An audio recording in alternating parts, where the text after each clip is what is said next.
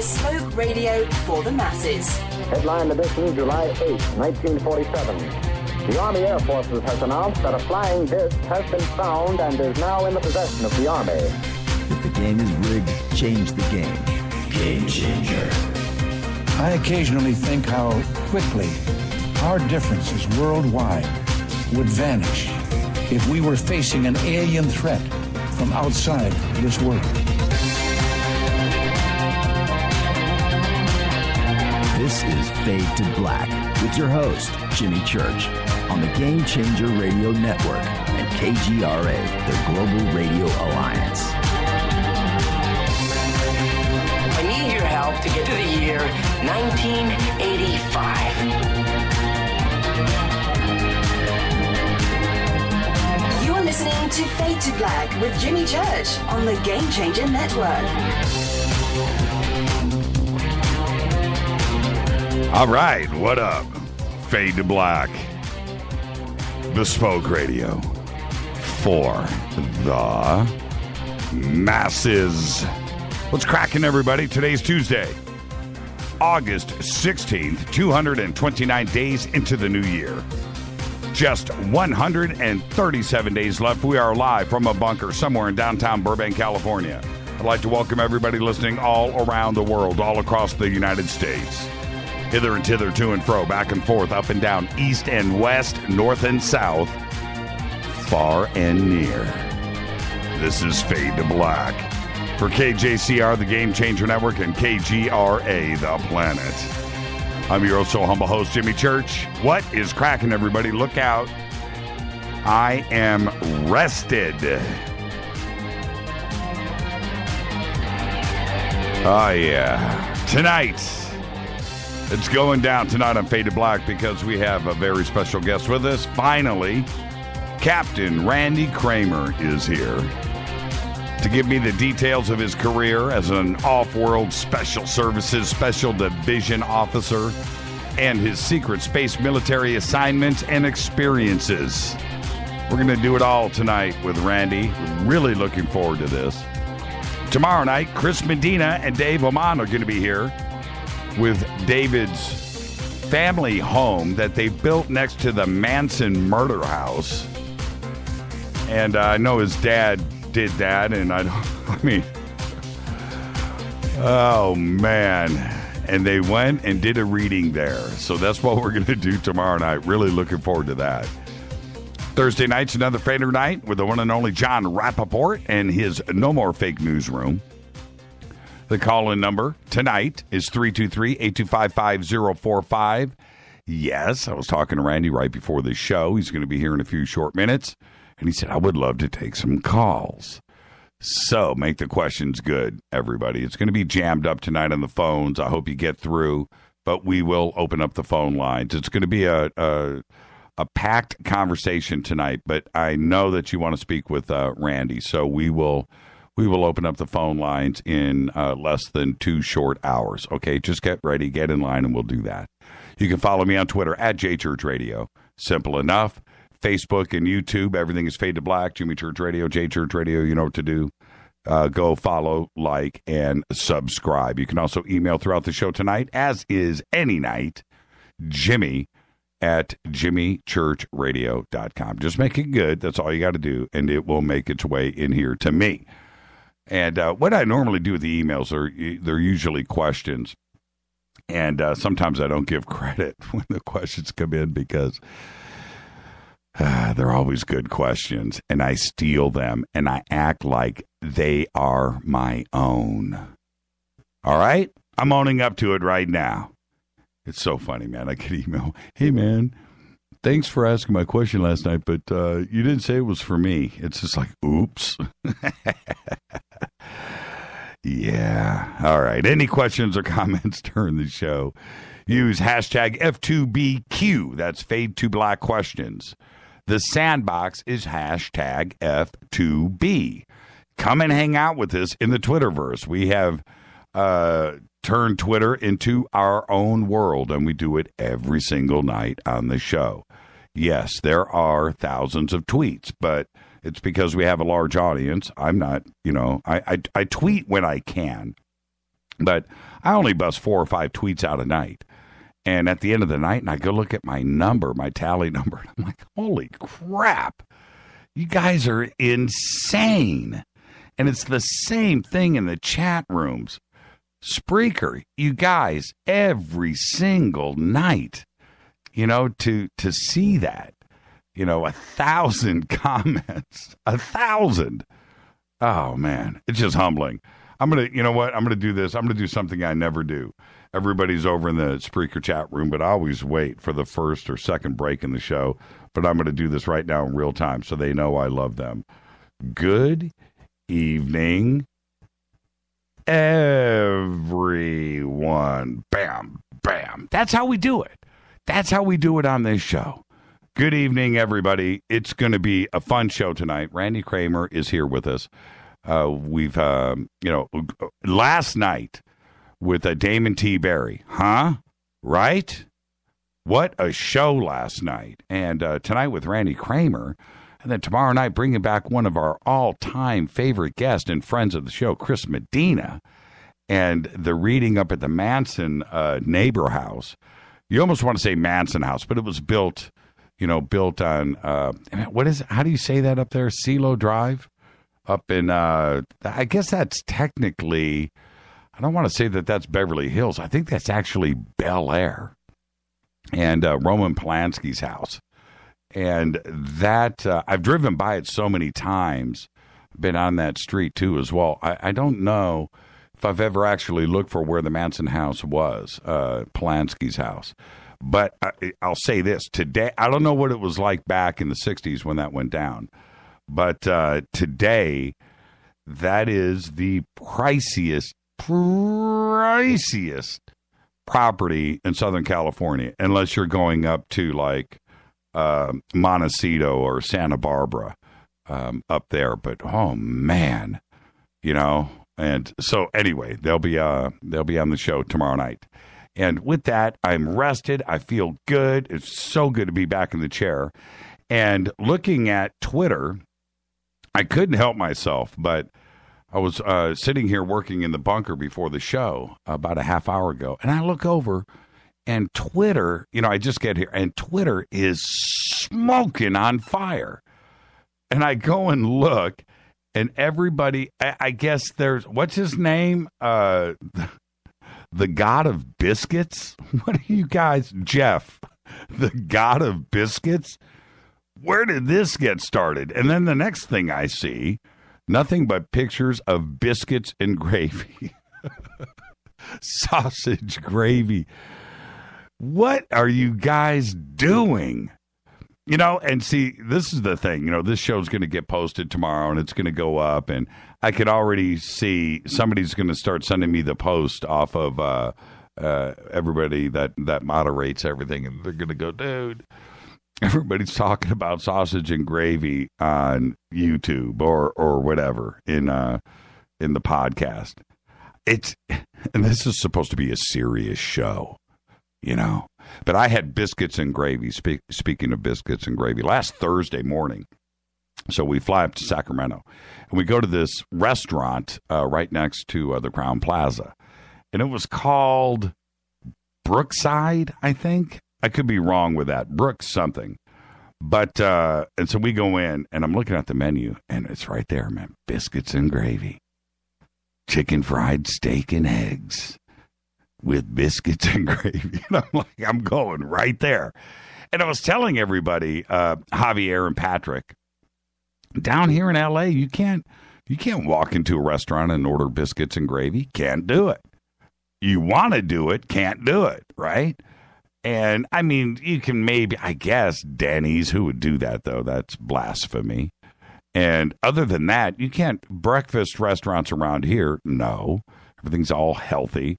You want to order granola and yogurt? Got a whole menu with that. But the good stuff, like biscuits and gravy, sausage gravy, real sausage gravy with that black pepper taste, right? That greasy taste. Nope, can't get it here in L.A. So I ordered it on Thursday morning, and I just posted. I had to take a picture of it because it comes to my table. The chicken fried steak was a foot long I'm not making it up. Somebody retweet that picture. I want everybody to see it now. That, I'm not joking, foot long, covered in gravy, sausage gravy. Big pile of scrambled eggs in the middle, home fries on the side, and I ordered sausage gravy on top of the sausage gravy in a bucket on the side. I'm not making any of this up. And it comes to the table. Look at the pictures. Comes to the table, and I said, you know what? I'm going to plow this whole thing. I'm just going to do it because I'm not going to be able to do this again for like a year. And I did it, man. And so, no, I didn't finish it. I got 3 bites done. Who just did that? Cracker Barrel. Yeah, that's where you get the real gravy, sausage gravy, Cracker Barrel. There it is. Thank you, Les. I'm going to retweet Les's tweet of my retweet. And that's my breakfast. Look at that. A foot long. Look at that. You think I'm exaggerating? See the Heinz ketchup bottle right there? Look at that chicken fried steak sitting next to it. You could wear those things for shoes. Look at the biscuit in the background. Look at the ratio here that I'm talking about. Is that off the hook? So anyway, I got like 2. I almost finished it. And I was like, that's it. I'm done. I'm maxed out. And that's what did it to me right there, man. It was delicious. Oh, you can't see at the top. You see that little silver thing? That was my extra bucket of gravy. You can't see it in this picture. We didn't take the picture of the extra bucket. All right, let's get serious. Enough of that. Man, hungry. Check out our newest sponsor right here on Fade to Black, CCCP Publishing. Right now, click on their banner. Order Future Esoteric by Brad Olson for $12.97. Special price for the Fadernauts. And you're going to get an extra book thrown in the box, courtesy of CCCP Pub, just because you're a Fadernaut. Use the promo code Jimmy. That's all you got to do. All right, go support our sponsors. And I got some big news here. Life Change Tea. Here it is. The new stuff, they've just got this new product up and are offering it now. It's called Allison C. And these are, saying it like I'm about to say it isn't what it is. Well, it is what it is, but it's not. Which is each one of these capsules is the equivalent of 30 cloves of garlic. But you don't smell like garlic. You don't walk around with that smell. And so there you go. It's their newest product. It's called Allison C. And I took it this afternoon, and I was warned, your immune system, you'll probably never get another cold for the rest of your life. I'm told all of this today on the phone. And so I popped the first one today. And you only take one of these per day. That's it, right? So I took one, and after about a half an hour, I started to feel, it looked like the world was glowing. Yeah, man, I felt good. Allison C. Go check it out right now. Go to getthetea.com. Check this out. It's up there. Allison C., their newest product. And yes, I've got it right here in the studio. 30 to 40 cloves of garlic in each capsule. Right? There you go. All right. Just use the promo code Jimmy. You will get free shipping on your order. GetThetea.com. Also, Studio Dome, the Fadernaut special, still running and will continue to run. True wireless stereo system. High fidelity in a hard shell case. 2 SBB2 speakers, power cables, everything you need in the box for $129. Use the promo code JCRTWS when you order. 60% off the normal price of $399. That's it, all in for $129. And of course, you even get free shipping. Go and click on their banner over on our website. Now, let's get this show cracking. Happy birthday to today, Madonna. She's so good. She's only got one name. I love Madonna. That first album, that second album, I played 24 hours a day. I know I'm a Van Halen guy. I know I'm a heavy metal dude. Judas Priest, Led Zeppelin, Black Sabbath, Ozzy Osbourne. Bring it. Even all the new stuff, right? I'm a heavy metal guy. But Madonna was correct, and she was correct back in the day. That's it. Lucky Star, please. Man, I used to play that thing. I had, remember on the old cassette tapes where it would get to the end and it would automatically flip to the other side? You remember those days, right? Or you could have the same side loop? Dude. I did that 24 hours a day. Madonna today is 58 years old. Director James Cameron today is 62. All right. On this day in history, I do need a moment of silence. On this day in 1977, Elvis Presley dies in Memphis, Tennessee at the age of 42. And this is where the Mandela effect comes into play here. In 1977, this is what I remember, and now it's all messed up in my head, right? This is Mandela effect. This is what I thought. My memory, I was visiting, this is what I thought. I moved to Panama in 1977, and I get down there, and in 1978, or was it 79? 79, my parents in Panama paid for me to come back to the United States for my summer vacation between my sophomore and junior years in high school. So that would have been 1979.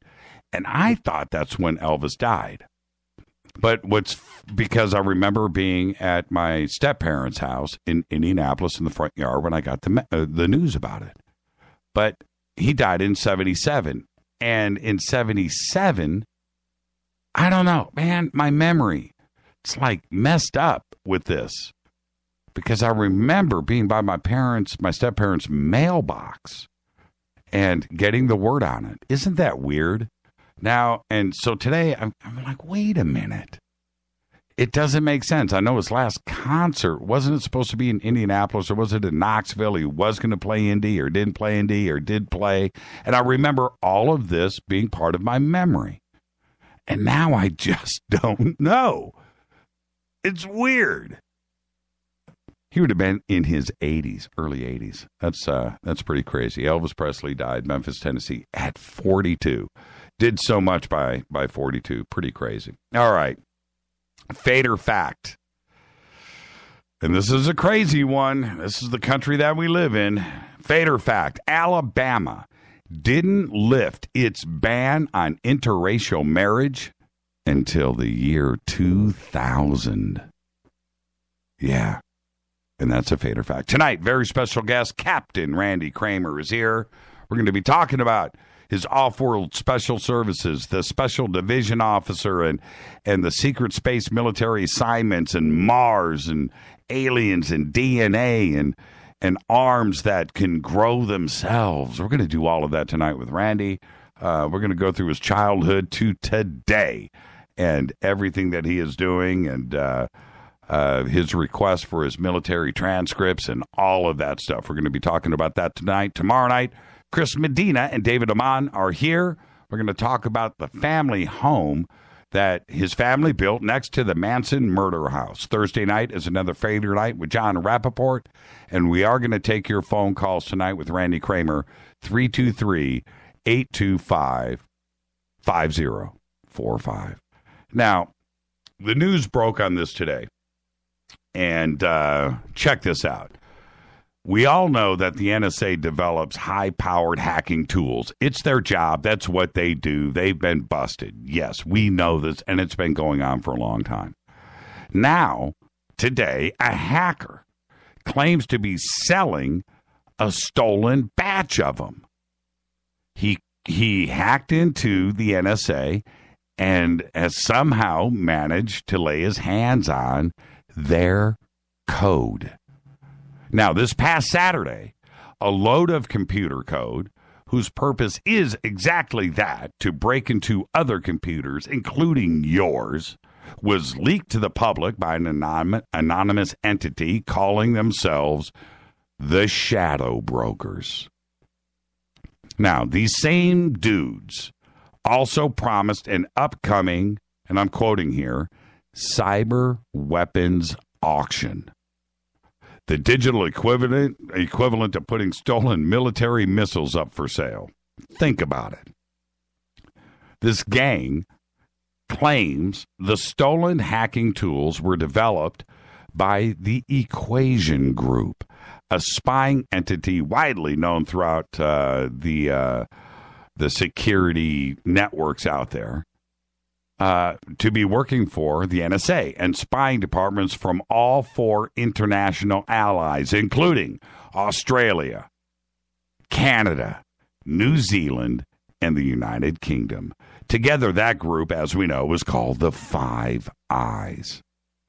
Now, computer security experts worldwide now worry that this set of tools are accessible to everyone, and even worse, criminal hackers. Now, when I say everyone, think about this. I mean, how crazy is it? Check this out. These hacking instruments, my friends, are in the form of a neatly packaged tool, which means they're ready to use and easily implemented. I'm trying to think of the right words. I'm improvising right now. Against a target. And I'm calling it a TRE. Tools ready to eat. Just add water. People who want to launch attacks but were not aware or knew how to do it now have the tools and information available right now at their fingertips to do whatever they want. You could target a single individual. Maybe it's somebody that you just don't like or have a personal beef with. Like maybe your landlord that just gave you a 3-day notice. How about a neighbor who races his car up and down the street? Maybe your boss, a coworker, an ex-girlfriend, an ex-boyfriend. And maybe they don't have to be your ex. Think about it. On the computer coding website GitHub, where the group initially made its statement, the hacker post that they did starts with this. Now listen to me, and I'm quoting directly from the website. Attention government sponsors of cyber warfare and those who profit from it. How much you pay. Oh, wait, hold on. I got to throw in a really cool foreign accent here. How much do you pay for enemy cyber weapons? Yeah, that's my accent. I'm not sure what accent is typed. But that's my accent. We give you some Equation Group files free, you see. This is good stuff. Proof? No? You enjoy. You break many things. You may find intrusions. That's my accent. Cybersecurity researchers around the world have been intensely and rapidly studying this leaked information, and it's crazy what they're finding. After examining the leaked computer code, most believe that this batch of tools was stolen from the NSA or its partners back in 2013. They don't have any proof of this, but Brendan Dolan Gavin, a computer science assistant professor at New York University, has experimented over the weekend with some of the samples the hacker made public. He said one tool matches, and I'm quoting here pretty well, with the top security NSA tool that was only described in documents leaked by ex-NSA whistleblower Edward Snowden. The FBI, on the other hand, declined to say whether it's investigating the potential theft of sensitive information, and the Office of the Director of National Intelligence, which oversees the NSA, did not return any requests for comments. That's where it gets nuts to me, because computer security experts have noted that the vulnerabilities exploited by these hacking tools are at least 3 years old and might be stopped if people, corporations, and governments keep their software updated. To me, that's what they would say if they were crapping their pants. And my friends, they are. Trust me. And I think that we all knew that this day would come. It may or may not be a big deal this time around. We don't know yet. But there had to be a first time, a day one, and there will be a next time. And just imagine for a second, a very simple targeting code that when modified, anyone, and I mean anyone, can use it anytime for any reason. Think about that. Even your neighbor, right? After you accidentally run over his roses and he picks up his cell phone and says, go. Think about that for a second. And that's the day that we live in right now. It's nuts. This is Fade to Black. Tonight, Randy Cramer is with us. Captain Randy Cramer. I'm going to say this before I bring Randy in here. Out of all of the emails and all of the requests over the years, Randy Cramer is at the very top of that list. And yes, somebody out there, one of you, reached out to him. And he said, bleep, yes, I will go on Fade to Black. And after that, there was no stopping it. So tonight was the first night that we had available for Randy. He is here. I'm very excited and very honored that we have got Randy Cramer here, and we will take your calls later. Don't forget, tomorrow night, Chris Medina and David Oman are going to be here with the Manson neighbor family plot experiment. We're going to do that tomorrow night. Thursday night, John Rappaport is back and is here for another Fader night on Thursday night. This is Fade to Black. I am your host, Jimmy Church. I'll be right back after this short break with Captain Randy Cramer. You can follow me on Twitter at JChurchRadio. Email is jimmy@jimmychurchradio.com. This is Fade to Black on the Game Changer Network and KGRA, The Planet. I'll be right back.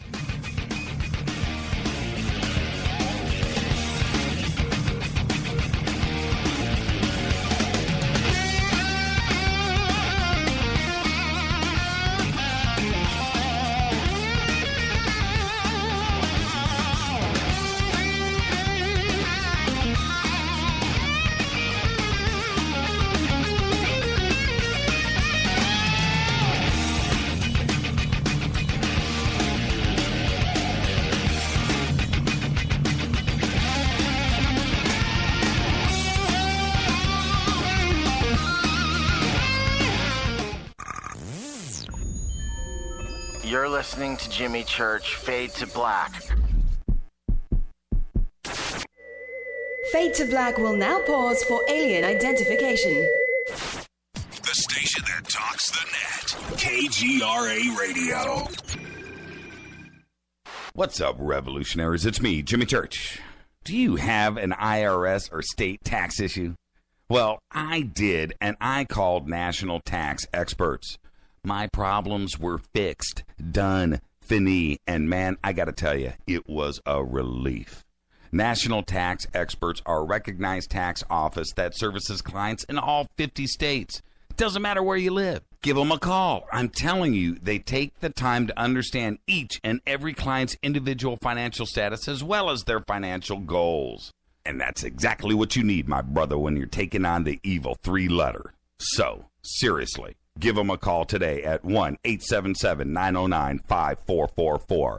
Again, 1-877-909-5444. Or go check out their website, www.nattaxexperts.com. That's NATTAXEXPERTS.com. Tell them Jimmy sent you. Hi, folks. Ronnie here reminding you that June is Health Awareness Month, sponsored by GetTheT.com. Many of you have heard our tea commercial, maybe visited the website, but haven't committed because, well, you just don't know. Skeptical. We understand. Just to remind you, our tea is not just tea. In fact, very little tea. Life Change Tea is a unique blend of 8 different herbs, removing intruders that attack your health. You brew our tea to make the concentrate, you add water, and put in the fridge. 2 8-ounce glasses a day, and life will be good. Visit us at GetTheT.com. That's GetTheT.com. And this month is lots of fun stuff with Health Awareness Month. You could be picked and receive your order absolutely free. You never know. Read the testimonies and try our products. Log on to getthetea.com. That's getthetea.com. And for great health tips, visit my YouTube channel at Health Matters Now, where you can learn about health tips and how products work on your body. Join me, getthetea.com. 9 out of 10 geneticists agree. Fade to Black is not your father's radio show on the Game Changer Radio Network and KGRA, The Planet. Hi, this is Chase Kletsky with Fate Magazine Radio, and you're listening to Jimmy Church and Fade to Black on the Game Changer Network and the KGRA digital broadcast station, where the Fade or Nots rock. Hi, this is Rob Reiner from Anvil, and you're listening to JimmyChurchRadio.com. What's up? I'm Chris. What up? This is Capt, and you're listening to Jimmy Church Radio.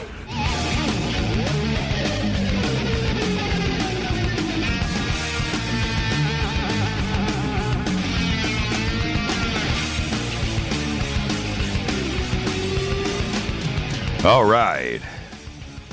Let's do this, man. Fade to Black. I'm your host, Jimmy Church. Follow me right now on Twitter at JChurchRadio. Email is jimmy@jimmychurchradio.com. Any questions or comments for myself or Captain Randy Cramer, use hashtag F2BQ in Twitter. Yes, it's already lighting up, so let's just go ahead and do this. It's going to be a great conversation tonight. I've been looking forward to this for a very long time. Captain Randy Cramer is an officer who has been given authority to address the public on the behalf of the command staff of the United States Marine Corps Special Section. It was created by President Eisenhower back in 1953 as a covert military intelligence branch with specific authority over extraterrestrial, multidimensional, non-human, and off-world beings, consortiums, and collectives, either sanctioned or unsanctioned, with actionable reach of any and all global territory. He is the product of a soldier augmentation project, Moonshadow, a training program for children which he began at age 4 and later spent a 20-year tour of duty off-world. Over 17 of those years was serving with the Mars Defense Force. He finished his service aboard the EDF SS Nautilus as a pilot under Project Radiant Guardian. In August 2013, his superior officers requested he consider going public with their blessing, and he began to share his personal experience with the world in April of 2014. His website is earthcitizenconsulting.org, and I would like to welcome for the first time on Fade to Black, the man himself, Captain Randy Cramer. Good evening, Randy. Good evening, Jimmy. How you doing, sir? Good. Freaking fantastic. And welcome to the program. And since it's your first time, you get the first time guest disclaimer, right? Now, the next time you're on the show, you don't get it. So the honor starts now, right? This is just you and I sitting on my couch having a conversation as friends. We're going to start where we start. We're going to end where we end, but we're going to end as friends. Are you ready to go? Absolutely. Now, Randy, I got to start here. I'm going to start with the obvious questions first because we are going to go all over the place over the next 2 hours. But I need to start here. When we announced you coming on the show, as you can imagine, I got floods of email, right? And with everybody wanting to ask questions. And the one thing that was there, which was there for me too as well, is we need to start with this, which is when are you going to be able to just come forward with something, whether it's your Marine Corps stuff, a photograph, a video, a tattoo, something, that one little piece that says it's all good. When do you think you're going to be able to do that? That's a perfectly fair question, and I'd say the timetable we're working with that will enable me to finish a case that I'm working on, make some presentations and briefings to some cooperating agencies, and then the presentation I should be able to do to the public after that should be accompanied with or by whatever sort of necessary credentialing that we'll have sorted out at that point. So I don't think we're real far off from something like that. It's just, next year sometime, really. I think that's a reasonable goal. I know what it's like, and I've talked to, I come from a military family myself, and I know what it's like to go through that system to get anything done. If you're a veteran right now and you need your toenails clipped, you're waiting 2 years, right? So I get that side of it. So, and I can respect that. And I also know, and speaking with John Burroughs and what he has gone through to get access to his own medical records, which were for some reason labeled secret, right? And what he has gone through, going through McCain's office and congressmen and you would think it would be easier than that, and it is not. And you've been doing that. Have you done all of the necessary paperwork and filing through your congressional rep, which is insane to even think about? But have yeah, you? No. I started that process with my congressman. What are we on? Like 5, maybe 6 years ago now, or something like that. Right. And I there's certainly that's the slowest process, to be honest with you. Like that route that we're probably is not going to be the quickest way that I'm going to end up getting my records, as it turns out. But we started that years ago because we didn't know what was going to happen when in the next 3, 5, 7 years exactly. We kind of had some projections, but it was like, okay, let's start the process anyway. So yeah, I started that process over 5 years ago, and don't expect that process to be done in less than 10 years. But I fully expect what's happening now to circumvent that, really, and the presentation that we should be able to do regarding all this case and so forth that we've been working on should sort that out sufficiently. I will just say it should sort that out sufficiently. Well, and as you and the audience may not know, but when you go through that bureaucracy and you go through that mess, you're going to get those answers coming back to you going, well, have you done this? Have you done this? Have you done this? And oh, absolutely. No, yeah. In fact, when I went through my congressman's office, we absolutely sat down and talked about, where I thought and or knew my records were and which agency that I knew had them. And I said, well, I know which agency is storing them in what basement. And we talked about that. And they said, well, that's fine, but we have to go and ask the archives 1 first, and then we have to ask the archives 2, and then we have to go to the manpower management support branch. And I mean, there is actually a whole list of places you have to go, because if you jump ahead of the line and go to that place first, they will actually ask you, well, did you go here first? Did you go here? They will actually make you, have all the other paperwork that said, we have been everywhere and none of them have it. We look everywhere else conceivable to look, and none of them have it. And when you've done that, then they'll go, well, then if you have this filled out and signed by this person, we'll think about looking for it. So that's why that's a 10-year process. But yeah. We've definitely gone along that process. I know exactly what that is. It's not a quick process. And essentially, the farther away you get from normal classification, right, you get into top secret, special access program, unacknowledged special access program, the farther away you go, just add years onto that process, the farther out you go. Now, I've listened to you over the years, and I want to thank you for finally coming onto the show. It's kind of funny how that process worked for us. It was one of our listeners, one of our fans that reached out to you, and you said, bleep, yes, man. Yeah, man, I'm ready. Oh, yeah. Yeah. Absolutely. So thank you for that. And now, I am not judge or jury. That's not my job on this show. My job on this show is to be inquisitive and listen and collect information, and then the audience goes out and does their own thing, what they do with this show.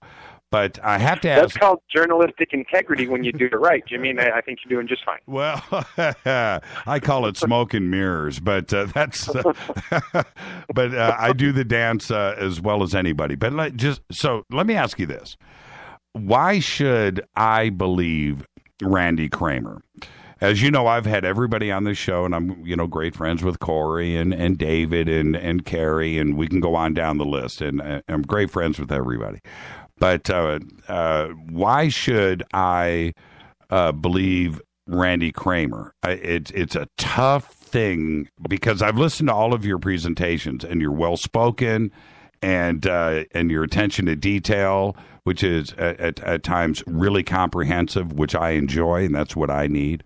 But for the audience and myself, why should we? Fair question. And to be perfectly clear, don't take this the wrong way. I don't give a crap what anybody thinks about me or who believes me. And that means really, as far as the general public is concerned, I'm happy to disseminate information to the general public. I'm happy to attempt to answer questions to the general public. But I have stated more than once, my primary audience is not the general public. So the people who are listening to me don't have to ask questions about my credentials. They know absolutely and where I'm coming from. So the people who I mostly address when I speak publicly are military intelligence personnel, government personnel, emergency service personnel, law enforcement personnel, people who have a way more job-oriented interests in what I do and what I have to say than the general public. And as much as I'm happy to talk to the general public, I really don't care what people think of me. But aside from that, I pointed out a number of times that impersonating an officer is a felony, lying about duty stations, medal swords is a felony, defrauding the public while acting as an officer is a felony. There's a whole list of felonies that I would be committing if I were a liar. And I have said to people more than once, anyone who thinks I'm telling stories after school can feel free to call the CMC's office and report my butt, or call the FBI and report me if they want. I know there are people who hate my butt so much. And I'm trying to be good for your radio. I normally am a potty mouth. I talk curse like a Marine. But I know that people who hate me bad enough, they've made those calls. And so at the very least, if either the Marine Corps or the FBI thought that I was impersonating an officer, there is a protocol. And I would get a letter or a phone call, and I have not gotten one. And so, no one's called me to talk to my lawyer. No one's, given me a letter to cease and desist. No one's done anything to question whether that's true or not. So I would imagine if you're going through the professional sources of information to say, hey, I think that guy's a fraud, and they're like, yeah, we'll maybe get around to that, and they don't care, then I would imagine it's because they know that I'm not fraudulent. Because I also point this out.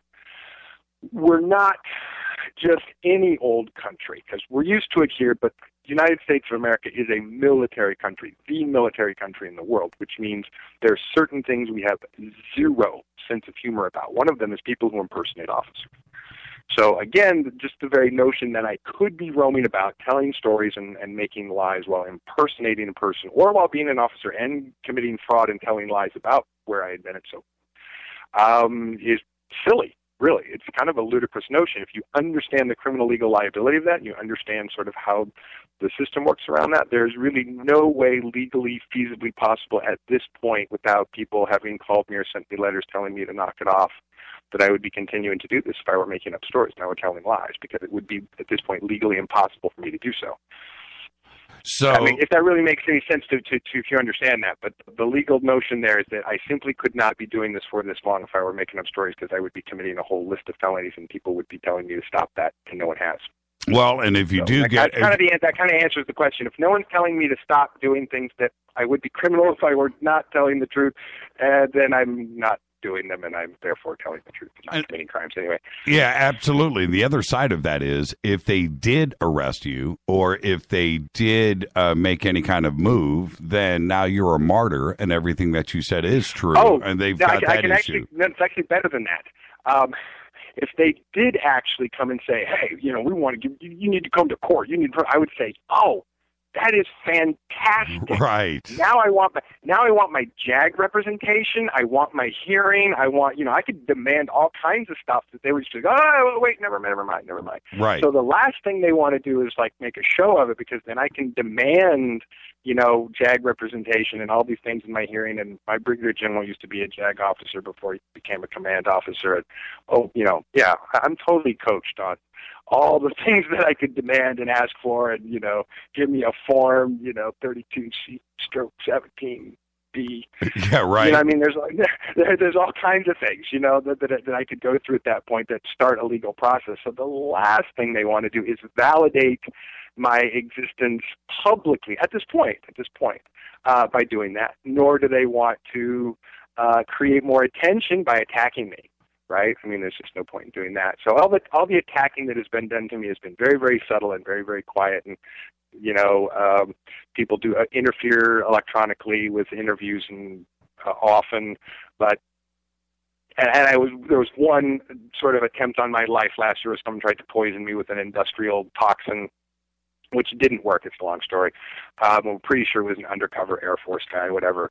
But other than that, I really had no wrinkles as far as anyone trying to give me crap or mess with me because they know better. And I have quite a bit of protection coming from a pretty large military intelligence organization that has big fists. Well, let's start at the beginning then. Let's go back to the the tender young age of 4. And let's start there. And how did this adventure begin? Well, that was sort of the beginning of the training period, as I mentioned, of entering into Project Moonshadow. But really, even before that, I was entered into the program before birth. Those who went into the program were actually genetically engineered from the ground up. So, you know, we were sort of planned out before we were actually born, if that makes any sense.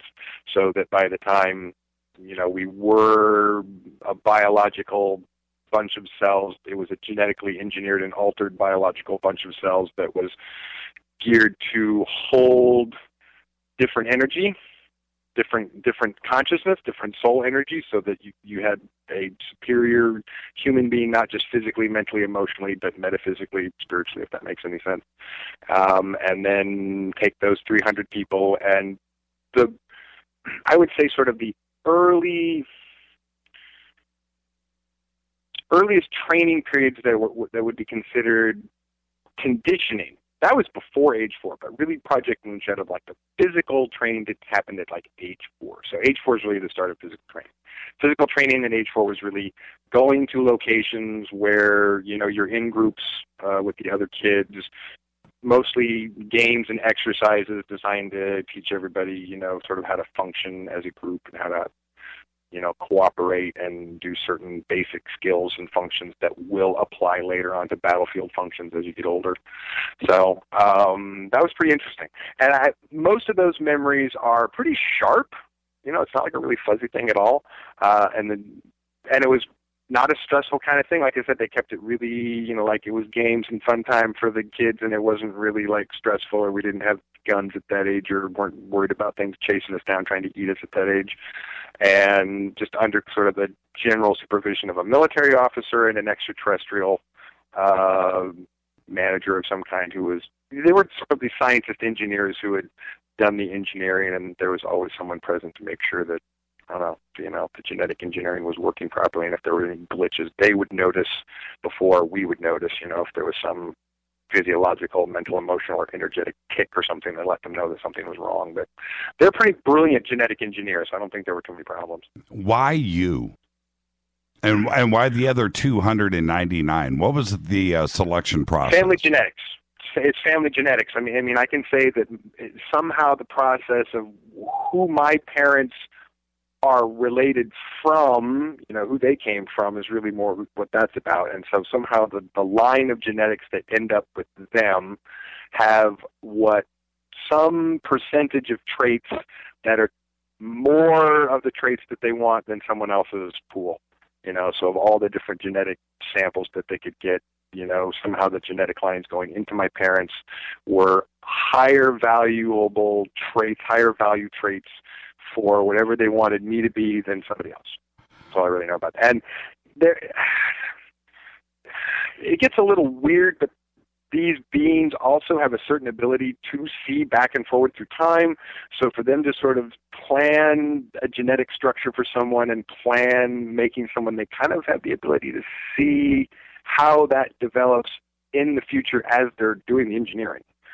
So there's a certain amount of as they're working on the engineering and doing the process, they kind of know what's going to happen in the future or what's likely to happen in the future. So there's this level of planning that is difficult for people like us who live in moment-by-moment temporal planning to think about planning something as you're doing it and being able to see the results in the future as you're sort of doing it.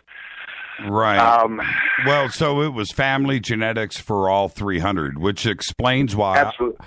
It explains why I wasn't selected, because my parents were partying really hard in 1963. But that being said, my parents were straight-laced teetotalers, didn't drink. Yeah, clean living, folks. Yeah, not mine. My dad is 80 and is still smoking weed, but that's another story. So I'm not making light of that. He's a cool dude. But oh man, is he gonna be pissed? Is at that age, did your friends and family know that you were involved in this training? No idea.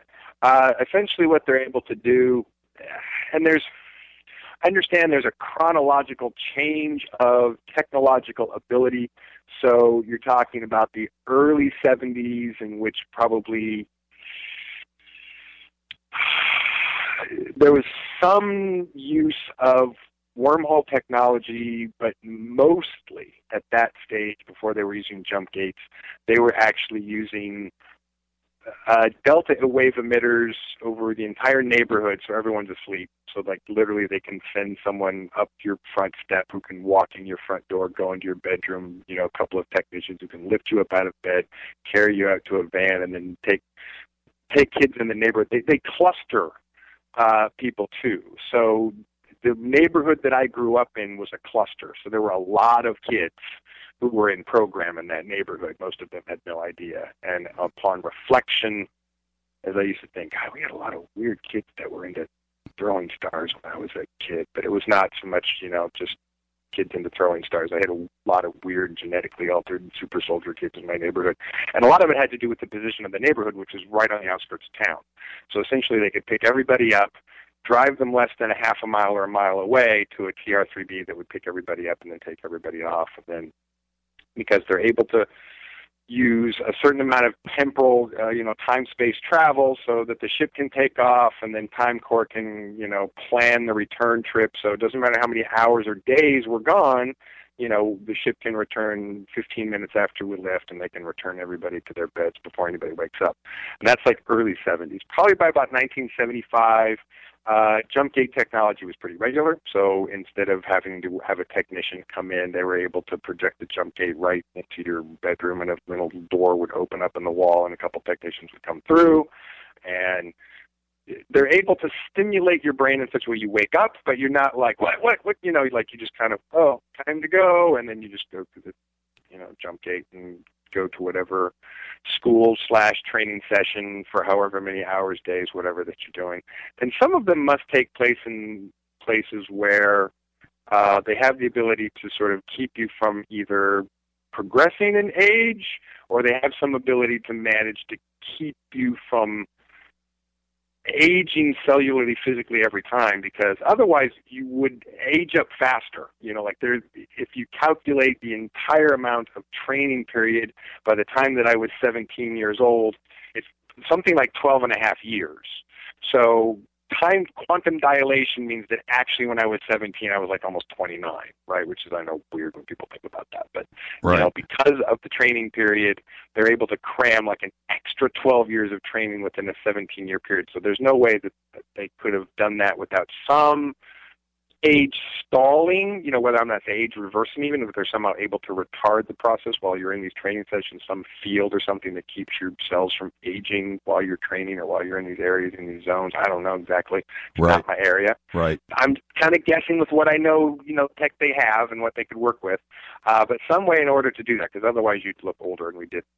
But I felt older. I certainly had the chronological and mental and emotional experience of feeling older, but did you, at the age of 4, 5, 6, 7, me, I'm talking to my friends about the Flintstones, and I'm eating Fruity Pebbles. You know, that was my intelligence at the age of 5.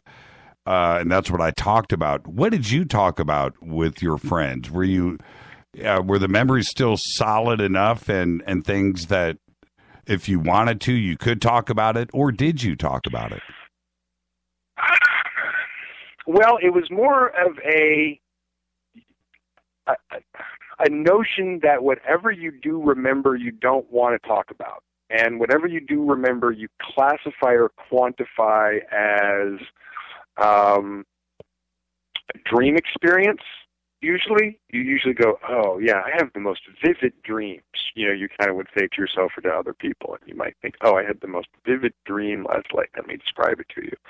And so if there was ever conversation, it was always in that context. It was never like, oh, by the way, when the military man came and took me away last night, here's what happened, because that's a quick, like, trip to the crazy house or to the, you know, the head shrinker doctor. And so then I can even say the first time I said something to my parents at a young enough age that was about like things that I was waking up and remembering that troubled them.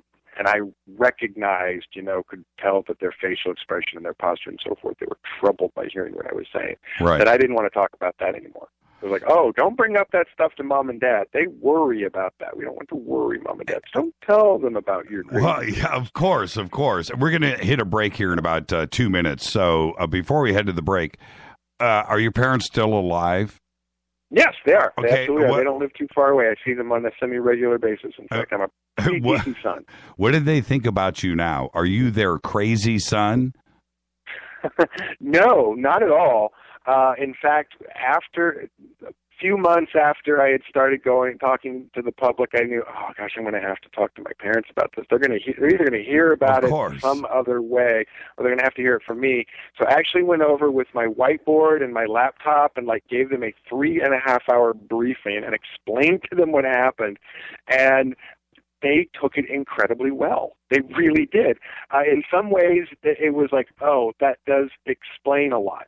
In fact, people who've known me like most of my entire life, when I tell them, oh, by the way, this is really what's been going on, most of them, their answer isn't like, oh, that's crazy. They're like, oh, you know what? That actually really explains everything weird about you. Well, you know, that makes all the weird stuff we thought about you make sense. That's what they said when you were there. After you left, let's take a quick break right here. Our guest tonight, Captain Randy Cramer. We're going to go through it all.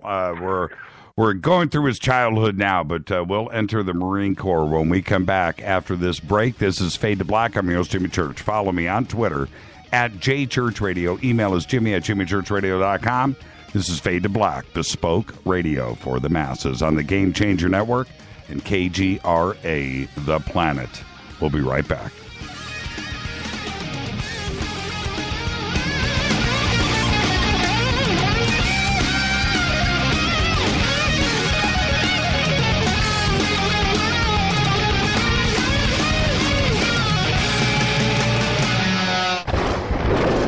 This is Fade to Black with Jimmy Church on the Game Changer Radio Network and KGRA, the Global Radio Alliance. The station that talks the net. KGRA Radio. Hello, I'm Kathleen, and you're listening to my main man, Jimmy Church, on JimmyChurchRadio.com. Hi, this is Ray Hobbs here, repping the planet, and you're listening to my good friend, Jimmy Church, Fade to Black, on the Game Changer Network and the KGRA digital broadcast station.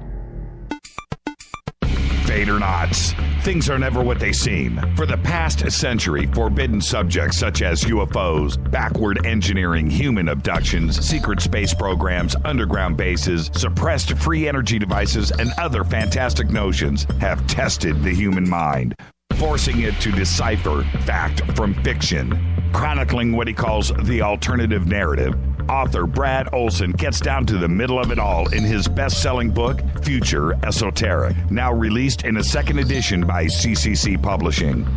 And now, you can get Future Esoteric at a special price, plus another free book by just using the promo code Jimmy when you check out. Just click on the Future Esoteric or CCC Publishing banner at JimmyChurchRadio.com. Go Beckley Tepe. IRA and 401k account holders, are you crossing your fingers for the stock market to continue its bull run? Or hoping for a miracle to pay off our $19 trillion national debt? American Bullion wants you to think for a moment. If we go through another significant stock market correction and things begin to unravel, you could suffer some serious losses. On the other hand, gold is a proven long-term asset that could hedge and protect your retirement accounts from getting washed away. Call American Bullion now and let them show you how easy it is to transfer your existing IRA or roll over your 401k into a gold IRA. American Bullion has an A-plus rating with the Better Business Bureau and is a leader in gold IRAs. With just one call, their experts can explain everything there is to know and get you started with a free gold IRA guide. Call 1-800-545-2525. Don't procrastinate. Save your retirement. Call American Bullion now at 1-800-545-2525. That's 1-800-545-2525. This is Toby Kebbell. You're listening to JimmyChurchRadio.com. Don't hurt me, Jimmy.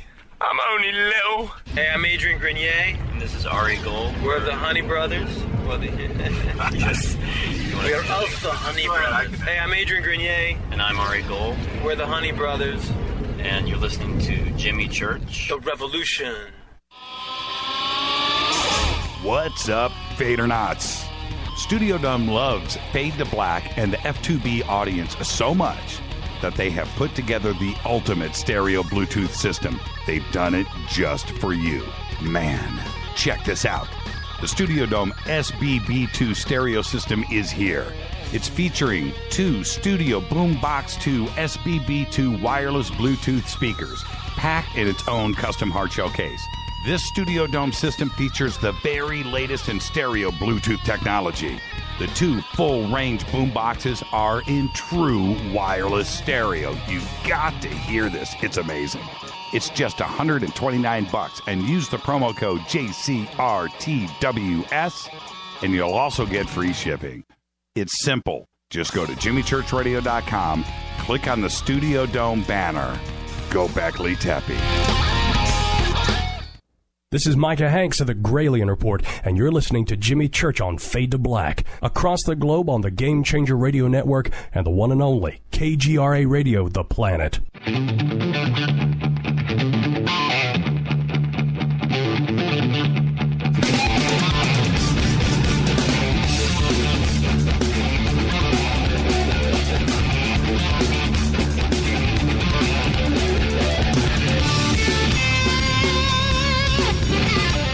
Welcome back, Fade to Black. I'm your host, Jimmy Church. Our guest tonight, Randy Cramer, Captain Randy Cramer. I was just listening to Toby Kebbell there in the break, doing that little Fade to Black thing, and he's got the most incredible lineup coming up in movies. He's in the new Warcraft, right? He's in the new Ben-Hur film that's getting ready to come out like next week. He's got A Monster Calls, which is coming out. He's got Gold, which is coming out also later on this year. He's got Kong Skull Island coming out. So he's got 4 and Category 5. So he's got 5 films that are just completed. And then Ben-Hur and Warcraft. And he was just in also Buddha's Little Finger. Man, that is a busy, busy man right there, Toby Kebbell. All right. Back to that. I'm sorry about that, Randy. I'm listening to Toby, and I love Toby. Oh, no, that's a good list of movies. I haven't seen the Warcraft movie yet, but my housemate saw it. She said it's fab. I need to see it, and I really want to see the Ben-Hur movie. I love the original. So, no, you're talking my language right there. I'm a movie guy. Yeah, right on. And so when you see Toby, right, in those films, and then you'll remember that right now. Don't hurt me, Jimmy. I'm only little. That's from, he was in one of my favorite films, Guy Ritchie, Rock and Rolla, right? And right. He played the lead, Rock and Rolla. He was the Rock and Rolla. But there's a scene in the film where he's on this elevator and his Uncle Richie is getting ready to shoot him in the head, right? He's got a gun and he goes, "Don't hurt me, Richie. I'm only little." So he did that for us on the radio show, and he goes, "Man, I got the right thing I want to do." But anyway, love Toby. All right, where are we? Okay, so let's.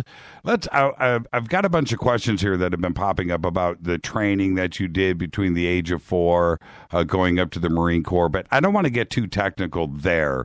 Well, to be clear, we were Marines at that time. This was a Marine Corps program, so I say jokingly, I was a Marine since I was a baby, but it's the truth. I was actually a Marine when I was a child. So your DD 214, when you get it, you're going to be listed at the age of 4? It actually should have a full years of service that go back to my birth. Yes, it should have that in there. Correct? Yeah, that's nuts. Man, that's nuts. I know, right?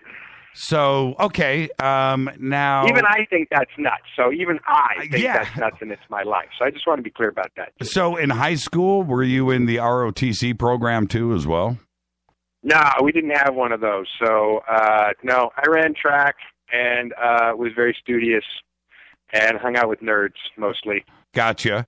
And so did you... But I was very athletic. I was also very athletic. So I was very physical, very athletic, but I was very smart and nerdy. So, most of the jocks were not my buddies because they were stupid muscle brains. So you knew what was going to continue for you then after high school. You were going to go straight into the Marine Corps. You didn't have a choice. You were already enlisted. Am I understanding you correctly? Oh, no, I mean, it's much more complicated than that. Like I said, I was a Marine from the very, very get-go. It was a Marine Corps program.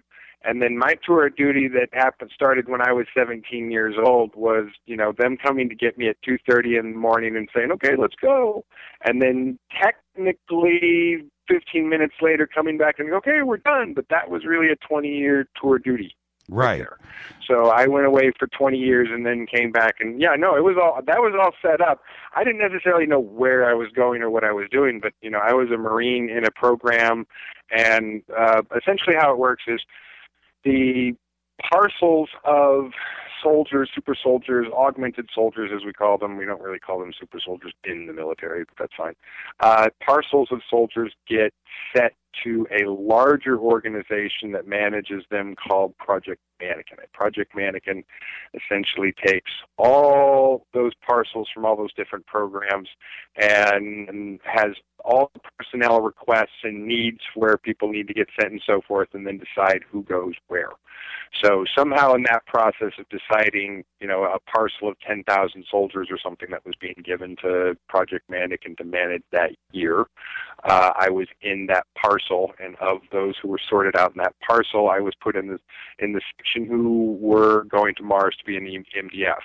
So I didn't necessarily know that until I got there, but other people may have known that. I don't know. But it was certainly pre-planned that I was going to be a Marine in some sort of weird, crazy secret space program, Marine program, doing something wild. Right. That was set up. I didn't necessarily know that, but that was way set up before I knew it, After 20 years, they owe you a bunch of money, right? Oh, yeah. My general and I have had that conversation, and they're going to owe me a whole bunch of money, yeah. Okay. All right. Well, moving on. Technically, and seriously, let me put it this way. We'll probably come to a settlement. It'll probably be so much we'll come to a settlement, and I'll actually not, bleed every penny out of them because I won't need it. But we'll come to a settlement probably. Are you retired, or are you still active duty, or are you in some kind of reserve program, or is it a situation where you have never left? Well, okay, that's all very good questions. The legal definition of what I am right now is a life commissioned officers in United States Marine Corps Special Section are life commissioned officers. So essentially, I'm a commissioned officer until the day I die. Now, as far as active, inactive, my legal status is as an independent field commander. So I get to act. Yeah, I get to act as a field commander, doing the jobs and managing the things that I get to do with all of the legal entitlements and so forth of an independent field commander. And no one has given me any problem or questioned that, and I've been able to throw that around and use that. So that's been working just fine. And how does it work with the space program? You started off as an NCO, right? You were a non-commissioned officer, but you ended up as... I went into the privates. So privates are even lower than NCOs. You don't get to be an NCO until you make sergeant. So, right. Yes, I came in as a private and clawed my way up to sergeant major, and then basically got offered the opportunity to go to flight school, be an officer, and move up the chain, and then got to do that, go to flight school, become an officer, go be a pilot. Wow, that's interesting. So you, during that 20-year span, you were able to go back to school and become a pilot, and that's how you attained your officer status.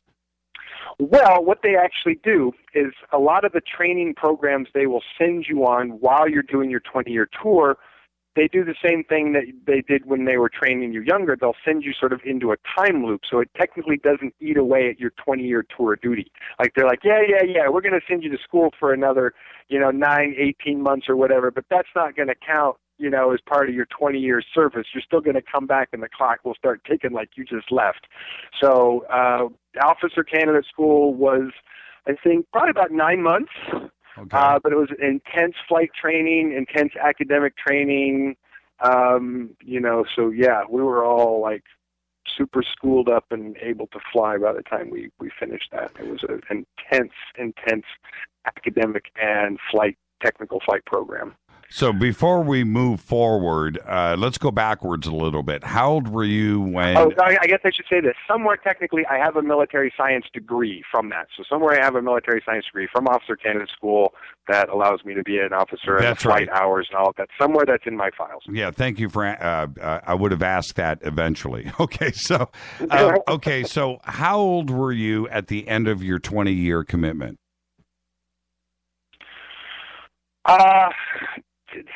Technically, like 37, right? So I went in at 17 and finished out at about 37, and then it's like go back to the moon for what they call age regression, but that's really just them hatching out a new clone and then sticking you in a younger body and then throwing the old one in the incinerator and sending you back. Right. So technically, also, we keep saying that we're technically right now, I'm speaking to RC2. At least, actually. I mean, the number of times that I've had my body blown up, put back together, decapitations, full body replacements. That's so many times, like you could be talking to, RC number 15, 19, 23, who knows? Yeah. I could be on easily, over a dozen or 24 versions of my physical body at this point, easily. RC 24. Right. So easily. Now, one of the things, if there is a criticism, and there's been a few, but whatever, I'll say whatever. But if there's one thing that does stand out, even for me, is when you bring up the decapitation part. That's where you lose a lot of people there, and for good reason. But they just did that. Italian surgeons just did a head transplant on some guy. Put a head on another body. So we can do that with surgery now. Why do you think this isn't commercialized? Or is there a way to eventually get this? I want, if I get decapitated. It's a certain amount of cost effectiveness, a certain amount of who has to be trained to do it, and a certain amount of who they want to have access to the technology, and a certain amount of what we're doing on our end to try and change what access to what technology people have and so forth. I mean, that's a really complicated question to answer, other than to say medical technology, medical service is a quagmire of what people want you to have or don't want to have, or what they want access for themselves and not other people to have, and what we're trying to get other people to get access to. So we're working on getting that access to the general public. That's what we're working on, absolutely. But there are certainly people who don't want that. So at some point, we feel strongly that we're dedicated enough to that process that we will bring that technology to the general public, and that will just be something that happens when we're able to make that happen. Oh, okay, so now I jumped ahead. Now let's go back to where we were. So now you've entered the Marine Corps. At the very beginning, when you were 17.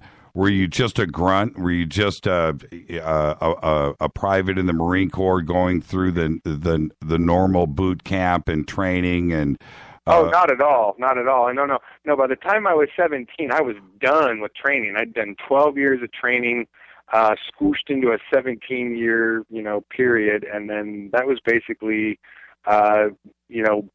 We went to LOC, Lunar Operations Command, went to the moon. It was sign paperwork, get a medical checkup, or in chronological order, get the medical checkup, then sign the paperwork. Then board a transport ship, go to Mars, and have everybody say, "Welcome to Mars," and be like, "What? Where am I?"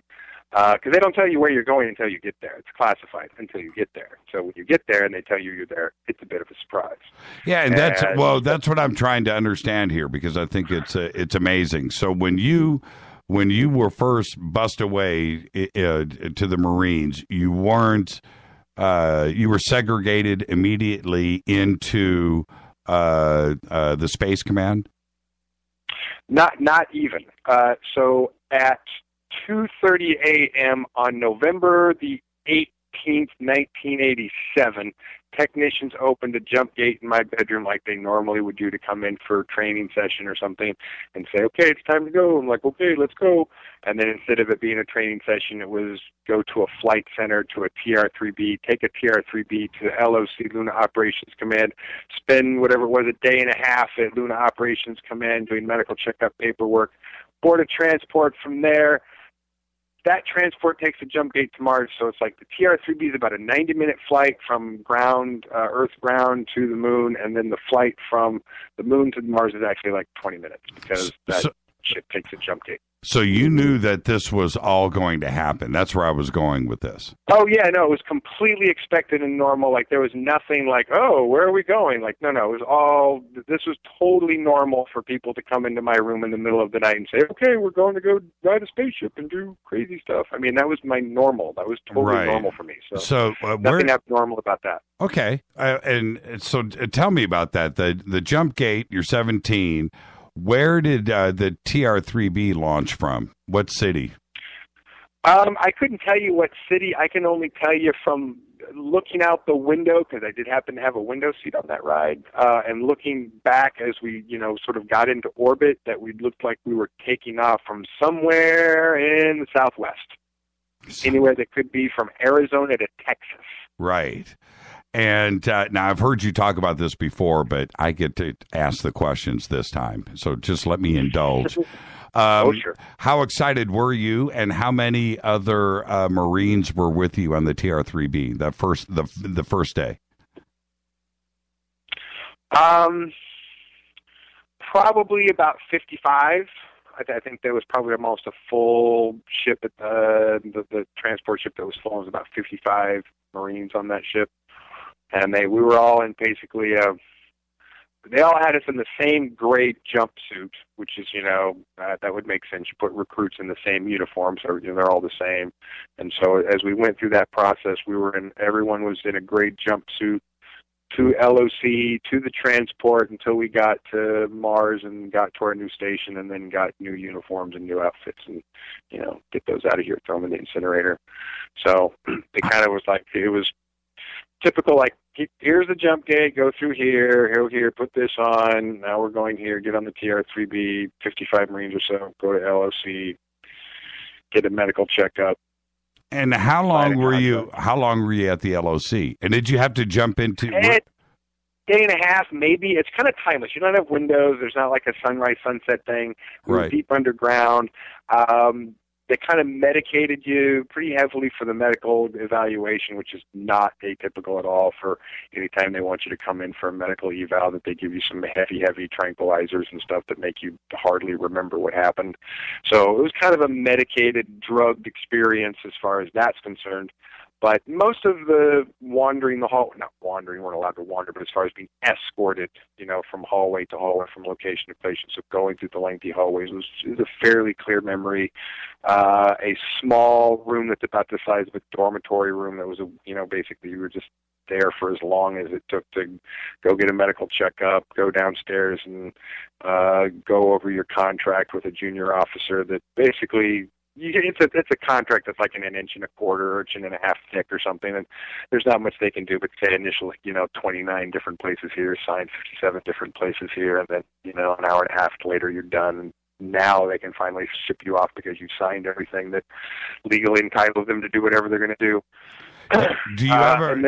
But I would say, again, it being a fairly timeless experience, my guess is that it was, somewhere between 18 and 30 hours or something like that, maybe. Sure. You can judge it probably by how many times you ate, right? Yeah. Well, or just some general, like it wasn't longer than that. We weren't there for 2, 3, 4 days or anything like that. So but it wasn't like 5, 6, 7, 12 hours. It was definitely, about a day or so, or a day and a half.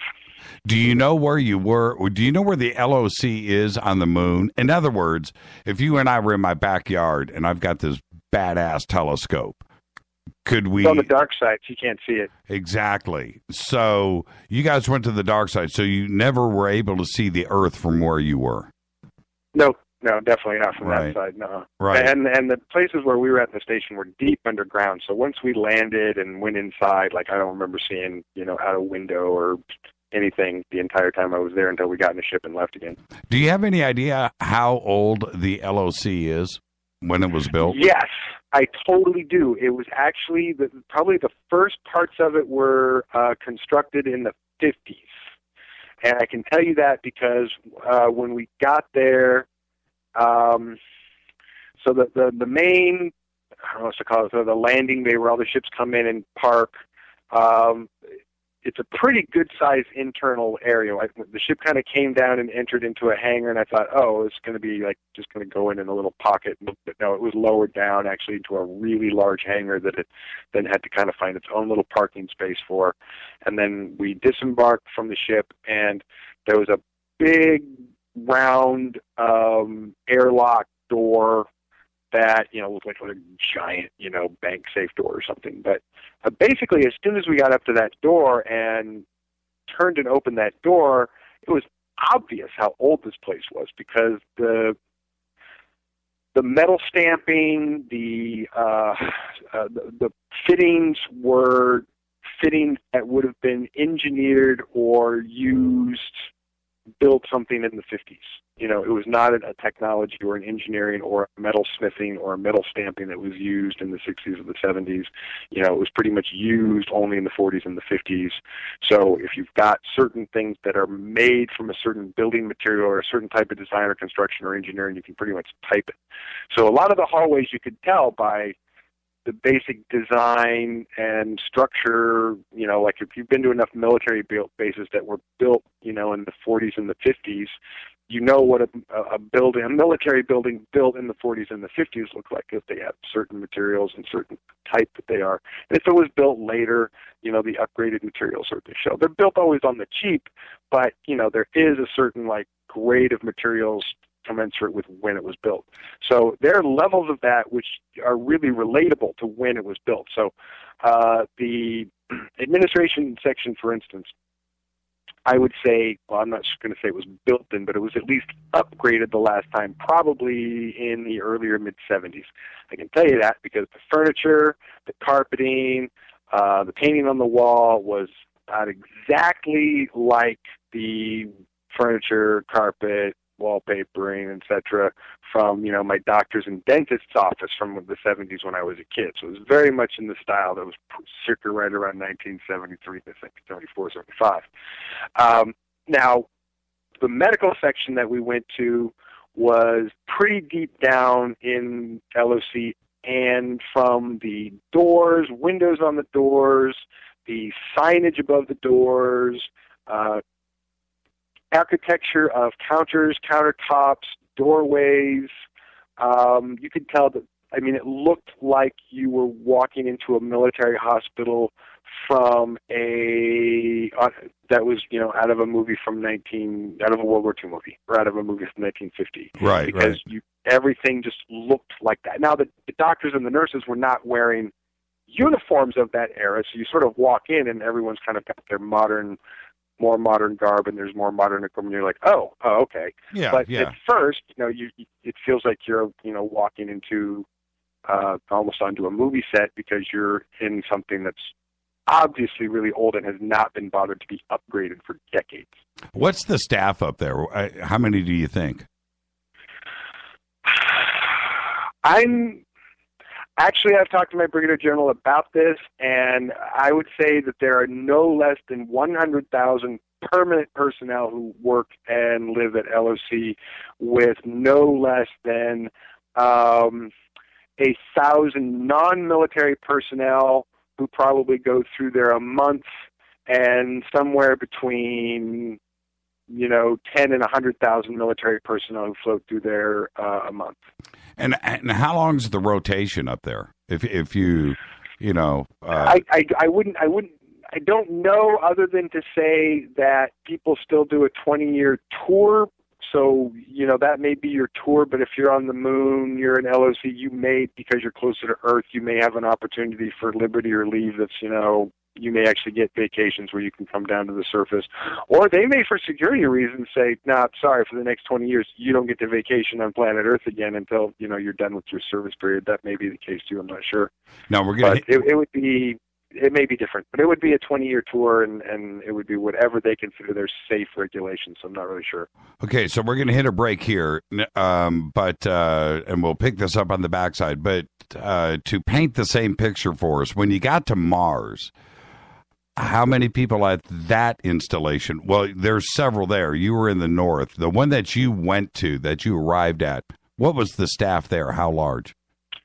Well, it was 256 soldiers, but the support personnel was probably about another 80 or 90 personnel, maybe now probably almost another 100 personnel. So it was probably maybe 350, a little over 350 persons right. on that facility. Would you call that a forward operating base? Yes, it was. In fact, that was what it was called, Forward Station Zebra. So it was called a forward station. But yeah, Forward Station Zebra was absolutely the most northern forward operating base that we had. No question. There was nobody out in front of us, ahead of us. That was it. There was nobody farther north. And everyone was down below and was behind us. Now, we're going to hit a break right here, but this question is for me. When you first got to Mars on that trip, what was the gravity like? Did you feel like you were on Earth? Did you feel like you were on the moon? Or was it different? They have gravity plating everywhere. So when we first got there, I did not notice any gravity change because they had gravity plating under the tarmac. However, as soon as we got into the shuttle that took us across the way, as soon as the shuttle left the gravity plating, you could feel an immediate, lifting of weight. It is literally a lifting of weight. You weigh less, so you sort of, you're in a vehicle, but as you leave over the gravity plating, there's a weird sensation of going up in an elevator, but then not coming down again because all of a sudden you're lighter, and then you have a weird expression on your face because you're feeling something, and the guy sitting, ahead of you goes, "Don't worry, that's just the gravity change. You'll get used to it." Right. And then you do kind of get used to going back and forth to gravity plating and then to the low gravity, because everywhere we are, we have gravity plating to sort of simulate Earth gravity, so it maintains our strong Earth muscles. And then going outside is always, an interesting shit, but you get used to it. All right, let's take a break right here. This is Fade to Black. Our guest tonight, Captain Randy Cramer. And I'm going to warm him up for this. He can think about this during the break. I want to know, when he arrived at Mars, what did it smell like? That's the first question after the break. This is Fade to Black. I'm your host, Jimmy Church. Captain Randy Cramer is with us. I'll be right back.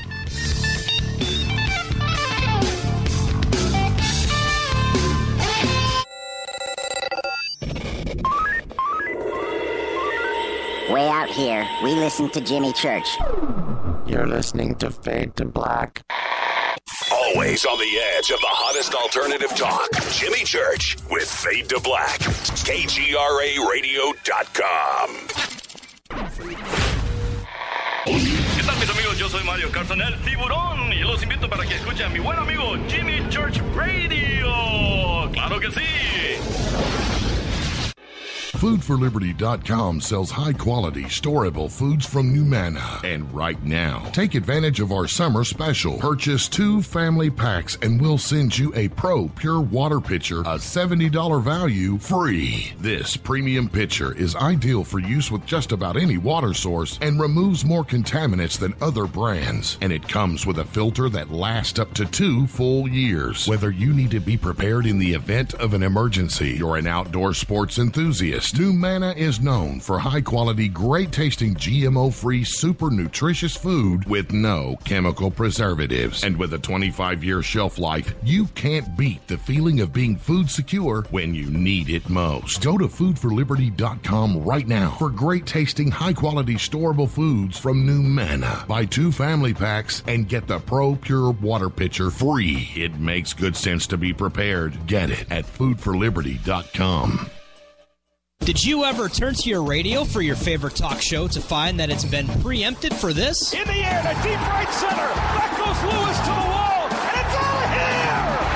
Or this? And I'm ashamed of you, Hillary, for voting for it. Do you have a favorite talk radio program that's not available in your city? Just go to TalkStreamLive.com for links to the best streaming talk radio shows. At TalkStream Live, you will find live talk shows 24 hours a day, 7 days a week. All your favorites are here. With such a large selection, you will also discover some new favorites. On the go and still want to listen? With a mobile smartphone, simply type TalkStream Live on your internet browser. Now you can take internet radio with you. You will also find hundreds of music, news, and sports streams. Best of all, the TalkStream Live directory is free and there's never a login required.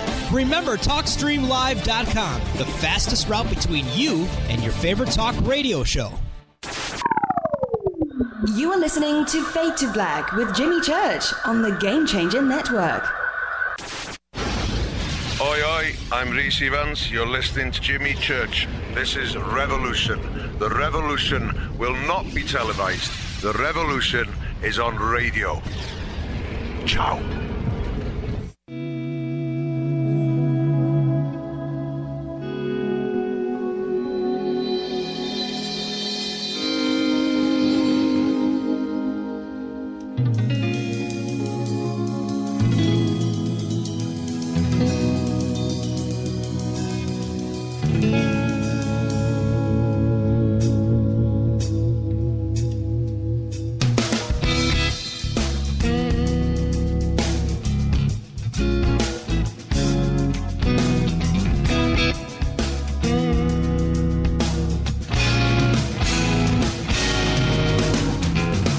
Welcome back, Fade to Black. Our guest tonight, Captain Randy Cramer, is with us. Been looking forward to this show for a very long time. We're going to open up the phone lines in 25 minutes, and they're lit up now. Everybody relax, okay? That's the rules, 25 minutes. Now, Randy, what did it smell like? I know that's the first thing I would do, right, is go, okay. What did it smell like? Well, stepping off the transport ship, the first thing it actually smelled like was hot asphalt in the sun, because the tarmac was in the hot sun, and asphalt in the sun has a certain smell to it. But the background smell, which is I think what you're asking for, the background smell on Mars is rust. And so if you've ever walked into like somebody's old shop where there's a bunch of rusty metal parts, or an old factory that's got a bunch of rusted metal around it, and you smell like that smell of strong rust in the air, that's mostly what it smells like. Dry, thin mountain air that's inside an old factory. Gotcha. And what was the sky? What was the color of the sky? Mostly blue. It's mostly blue. Now, farther up north, it can change color, which I have talked about this, and people have given me crap for it being, black at times, and being blue at times, and being, purple sunsets, and, it can be weird colors up north, but there is not a red sky like the filters show on the probes and the rovers and stuff, but the sky is mostly blue. And then when we got off at Aries Primus there, which is pretty much in the equatorial region, so it's fairly, it looked like a normal blue sky. I was weirded out. Like, welcome to Mars. And I'm like, what? This looks like Texas. It was a little odd at first, but. So it's not that different from here. When you get there, you breathe in the air, you're looking at the sky. That is one of the first things that you notice. It's just not that different from here. Right. Well, it doesn't. When I look at, especially the uncorrected images, from NASA, right. When I look at those, it looks like Earth to me. So it really does. Have you thought about doing events or maybe a show like this with Corey? I have gotten messages to Corey via a mutual friend, and he has gotten messages back to me that his lieutenant colonel has said that he and I should not hang out and talk at this time. So I don't think that's anything other than a military protocol that they're observing, which is fine. I don't think it has anything to do with like, oh, we don't want you talking to him or anything like that. I don't think that's the case at all. I think he's doing what he's doing and I'm doing what I'm doing, and they kind of don't want oil and water in the mix right now. Okay. Well, we could do a conference call I'm tomorrow. happy to talk to him, and if that ever changes, if his position on that ever changes, he wants to talk to me, hang out with me, I'm all for it. So I'm just saying the last time that I made that, sort of reach out to him with an intermediary, that was what I got back from him. But I'm always happy to sit down and chat with Corey, always. We could do a conference call tomorrow. Yeah. Simple. Yeah. All right. If he's willing, yeah, of course. Yeah. I mean, we're all friends here. So, okay, now you have no idea how many questions I've got lined up here from the audience, and that was one of them. I thought that was interesting. And, I think that's not the first time someone's asked me that. I get asked that question a lot, actually. Sure, why not, right? It's it's yeah, like the obvious one. Now, okay. What was again, I'm watching the phones here. 25 minutes, everybody. I'll open up the phone lines, okay? Everybody can just relax. What was the designated mission at this point? Did you sit down in the briefing room? Did they tell you what you guys were up there to do? Oh, yeah. I mean, when we got there, there's orientation, and so you get to learn about the mission and who the enemy is and, what you're protecting and what you're going after and what, you're likely to have to deal with. And mostly, though, the orientation process was, really like maybe 2 days worth of, like, once you get there, it's like 2 days of briefings and training in the equipment before you're really just like, you're going. It's maybe a 2-day orientation. And you get some background on really who you're dealing with as far as the reptoids and the insectoids and what that conflict has to do with, and some of what the intelligence officers or medical officers, given sort of their little briefing about what they know. But it's all very minimal as far as that's kind of academic or really technical information. 90% of what you're learning is what you need to deal with in the field, which is mostly how to put the body armor on, take it off, and put it on and take it off again. Really, we spent, most of a day and a half of 2 days learning how to put the body armor on and off because it's a little tricky. And now, has Mars been cleared? You know what I mean? Have you guys... No, I wouldn't say that at all. Now, I can say that at the time that I left the MDF, we were no longer in a state of war with the insectoids. We were no longer in a state of war with that region of reptoids.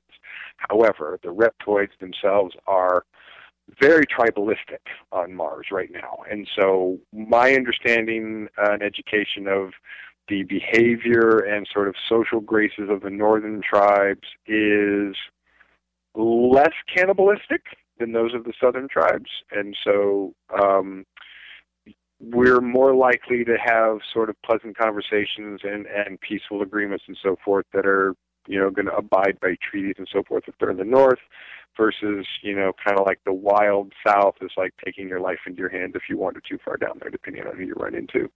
So, but we're not actively having war with the reptoids at this time, but that does not mean that there is not conflict with, more aggressive tribes of the wild southern regions.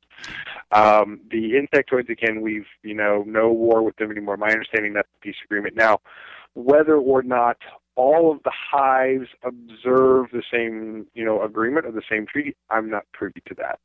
There was a period of time when the Draconians attempted to invade while we were having this conflict, and which did lead to cooperation, and then, so there's no, to my understanding, no Draconian presence, not having war with the northern tribes, not having war with the northern hives, insectoid hives. whatever's left beyond that, I can't say because I don't know everybody else who's there. Mostly what I understand is happening there now is just what I would say life on a planet, where not everybody gets along. And so you just, not everybody's getting along. Sometimes people shoot and throw stuff at each other and throw rocks and poop at one another, and that's just what happens. And I don't think we're kind of in any different state than that on Mars right now. Nothing that I'm aware of that's ginormously war enfranchised, other than the potential of a revolt or a revolution that's going on within the colonies. So we have some interesting rumors about that. And I want to continue with that thought, but when we enter into a war, when we have a war, usually we have a legitimate reason for going to war. Well, as we know, most of that is BS, right? We can look at Libya and you can look at Iraq and Vietnam and Korea and all that stuff. But in the case of Mars, why were we at war? To test equipment. So the contractors who were building the equipment for the MDF were constantly upgrading the equipment, our field equipment. And so there was no question that what we were doing was testing equipment.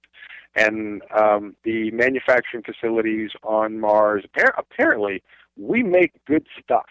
And apparently we make good weapons and we make good body armor. Like other species pay us to be, their military contractors. So we have taken the notion of being, a military contracting on planet Earth where we make guns and bullets for everybody to an intergalactic level where the military contracting companies on Mars are manufacturing massive quantities of very, very keenly developed and tested for decades weapons and body armor and personal shields and vehicles and medical regenerating technology, emergency field, medical regenerating technology. So we're essentially, pimping, really tip-top, war technology to everybody in the galaxy now, like, we do here on Earth, which is part of the reason why some people have gotten more involved in the process of, wait a minute, that's a treaty violation. And so some of that has come to a halt because of what at first some people were hearing were natural disasters or possibly, industrial accidents. But then we started to hear the rumors that maybe some of these were planned accidents or sabotages by people within the sort of working ranks who were tired of being slaves and started to hear the rumors that, wait, they're not all dead on Earth.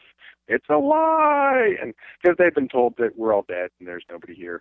So there you're saying that there were false flags on Mars, right? I'm saying that for the military contractors, like what we get told is a little bit differently. But my understanding is the way the colonists have been sort of treated is, you guys are lucky you're here. The colonies, the Earth is unlivable now. Everyone's dead, and you can't even go back home. There's no life there. So the colonists on Mars have been told that we're all dead and Earth is a lifeless shell now that was polluted by nuclear war and, toxic poisonings and people can't breathe the air and we're all dead, which is totally not true, but that's what they're told. So they think there's no life here. We're told there's no life there because the more we're separated from each other, the less we can, gang up on the controllers. Yeah, tell me about the weapons that you used and what was used against you. I've heard you use the word bullets over the years. Is that what's primarily being used? a Gauss rifle or railgun, so a magnetically propelled gun that fires out little metal projectiles. So that's not. I'm not sure if you technically call that a bullet, because it's not fired from a chemically propelled capsule charge, right? But we call them bullets, but they're little metal projectiles that fly out of a Gauss rifle or a railgun at high speed. So the cool part about that is no kick, no heat, or super low heat generation, unlike a chemically propelled weapon, and no kick at all. So you can fire really straight, really fast for a really, really long time. They're like that, right? Like stupid. Oh yeah, just right. stupid fast. Yeah, right, absolutely. right. And you have a single shot tri-burst, fully automatic setting, on these rifles, so you can pick and choose what you need to do. But they spray pretty well. What was being and amazingly accurate. I mean, you can place 3 projectiles in a 6-inch circle at 1,000 yards without any difficulty. Right, really incredibly accurate because just no kick whatsoever. Electronically targeted, makes life easy, that kind of stuff. The scope is really advanced. Yeah. So I mean, you target it is able to judge the exact distance of what. Yeah, it doesn't just go. You're looking at this. It is actually able to use little lasers to tell you exactly how far away your target is, and then alter its angle to your trajectory so it's going to land. It does all those internal computer calculations that snipers have to do manually. It does all that. Pretty amazing. What was being shot at you? Different things, mostly small projectiles that ended up being bits of stone, glass, vitrified glass, highly heated glass, or shell. Some interesting, sometimes projectiles made out of bits of, or like calcified shell. But to be honest, a lot of arrows and a lot of spears. The reptoids were very, very fond of what I would call classical medieval combat, and they were really into hand-to-hand combat. They really felt that, if you didn't engage with someone hand-to-hand, you were cheating. So they liked, big, crazy, savage-looking swords and spears and halberds and bows and arrows and things. I mean, at first, people often thought of them as being very primitive because of their choice of weaponry, but we learned pretty quickly that they were quite advanced. But they felt that was just a more fair fight, so they would rather fight that way. So it sounds a little bizarre going into battle sometimes, like full body armor with this like super 21st century futuristic stuff, and like arrows and rocks are like bouncing off of you, and it's a little weird sometimes. And what about offensive weapons like tanks and things that we're used to on Earth? Did you have that kind of stuff on Mars? We didn't use them primarily. We had what we call the bulldogs, and the bulldogs were a transport that could move troops or were a medical vehicle that could take injured people back. And so we used those a lot for moving people back and forth across the field. But we didn't really have a lot of what I would say tanks or even jets in the air or vehicles in the air for air power. And it turned out, as I learned over time, the main reason for that was because the enemy wouldn't let us use them. So every time we would bring something into battle that they felt was really, really unfair, we would quickly find that piece of machinery failing in the field again and again and again and again and again and again until we had to stop using them. Interesting. So, nothing, TR-3Bs weren't set up with offensive weapons. You didn't have anything in the air. Nope. Wow. Nope. Wow. Okay, that's interesting. And we were able to use artillery from a distance and essentially anything else close up. But no, we were really prevented from using air power or heavy armor. So rail guns against hand-to-hand combat. Yeah, against swords and spears. Right. And yeah. Wow. Okay, now. But do not underestimate. Oh, I'm not. I'm petrified right now. I'm just saying. Don't underestimate the metallurgic quality of their weaponry. Also, let me specify that, because again, some people think one of these primitive weapons. No, do not underestimate the metallurgical quality of these weapons. Those weapons could cut through our body armor. Yeah, when you say arrows, these didn't have flint arrowheads, right? They had like this, often this really, really finely razor sharp vitrified glass, that was, like fused and molded or whatever, however was they made it. It was an incredibly, incredibly sharp, mineral glass. It was not like silicone glass. It was like a harder mineral too. So it was like a harder vitrified mineral glass that would, it was armor piercing. Yeah. Okay, now take me on. Man, see, we're already out of time, man. We've only got 40 minutes left. Happens every time. You gotta love it, right? Okay, take me on a typical. You gotta love it. Take me right. Take me on a typical day. Typical day is probably patrol and nothing going on, right? That's typical. Well, we had a battle clock, and the battle clock would basically get reset every time we would have a skirmish.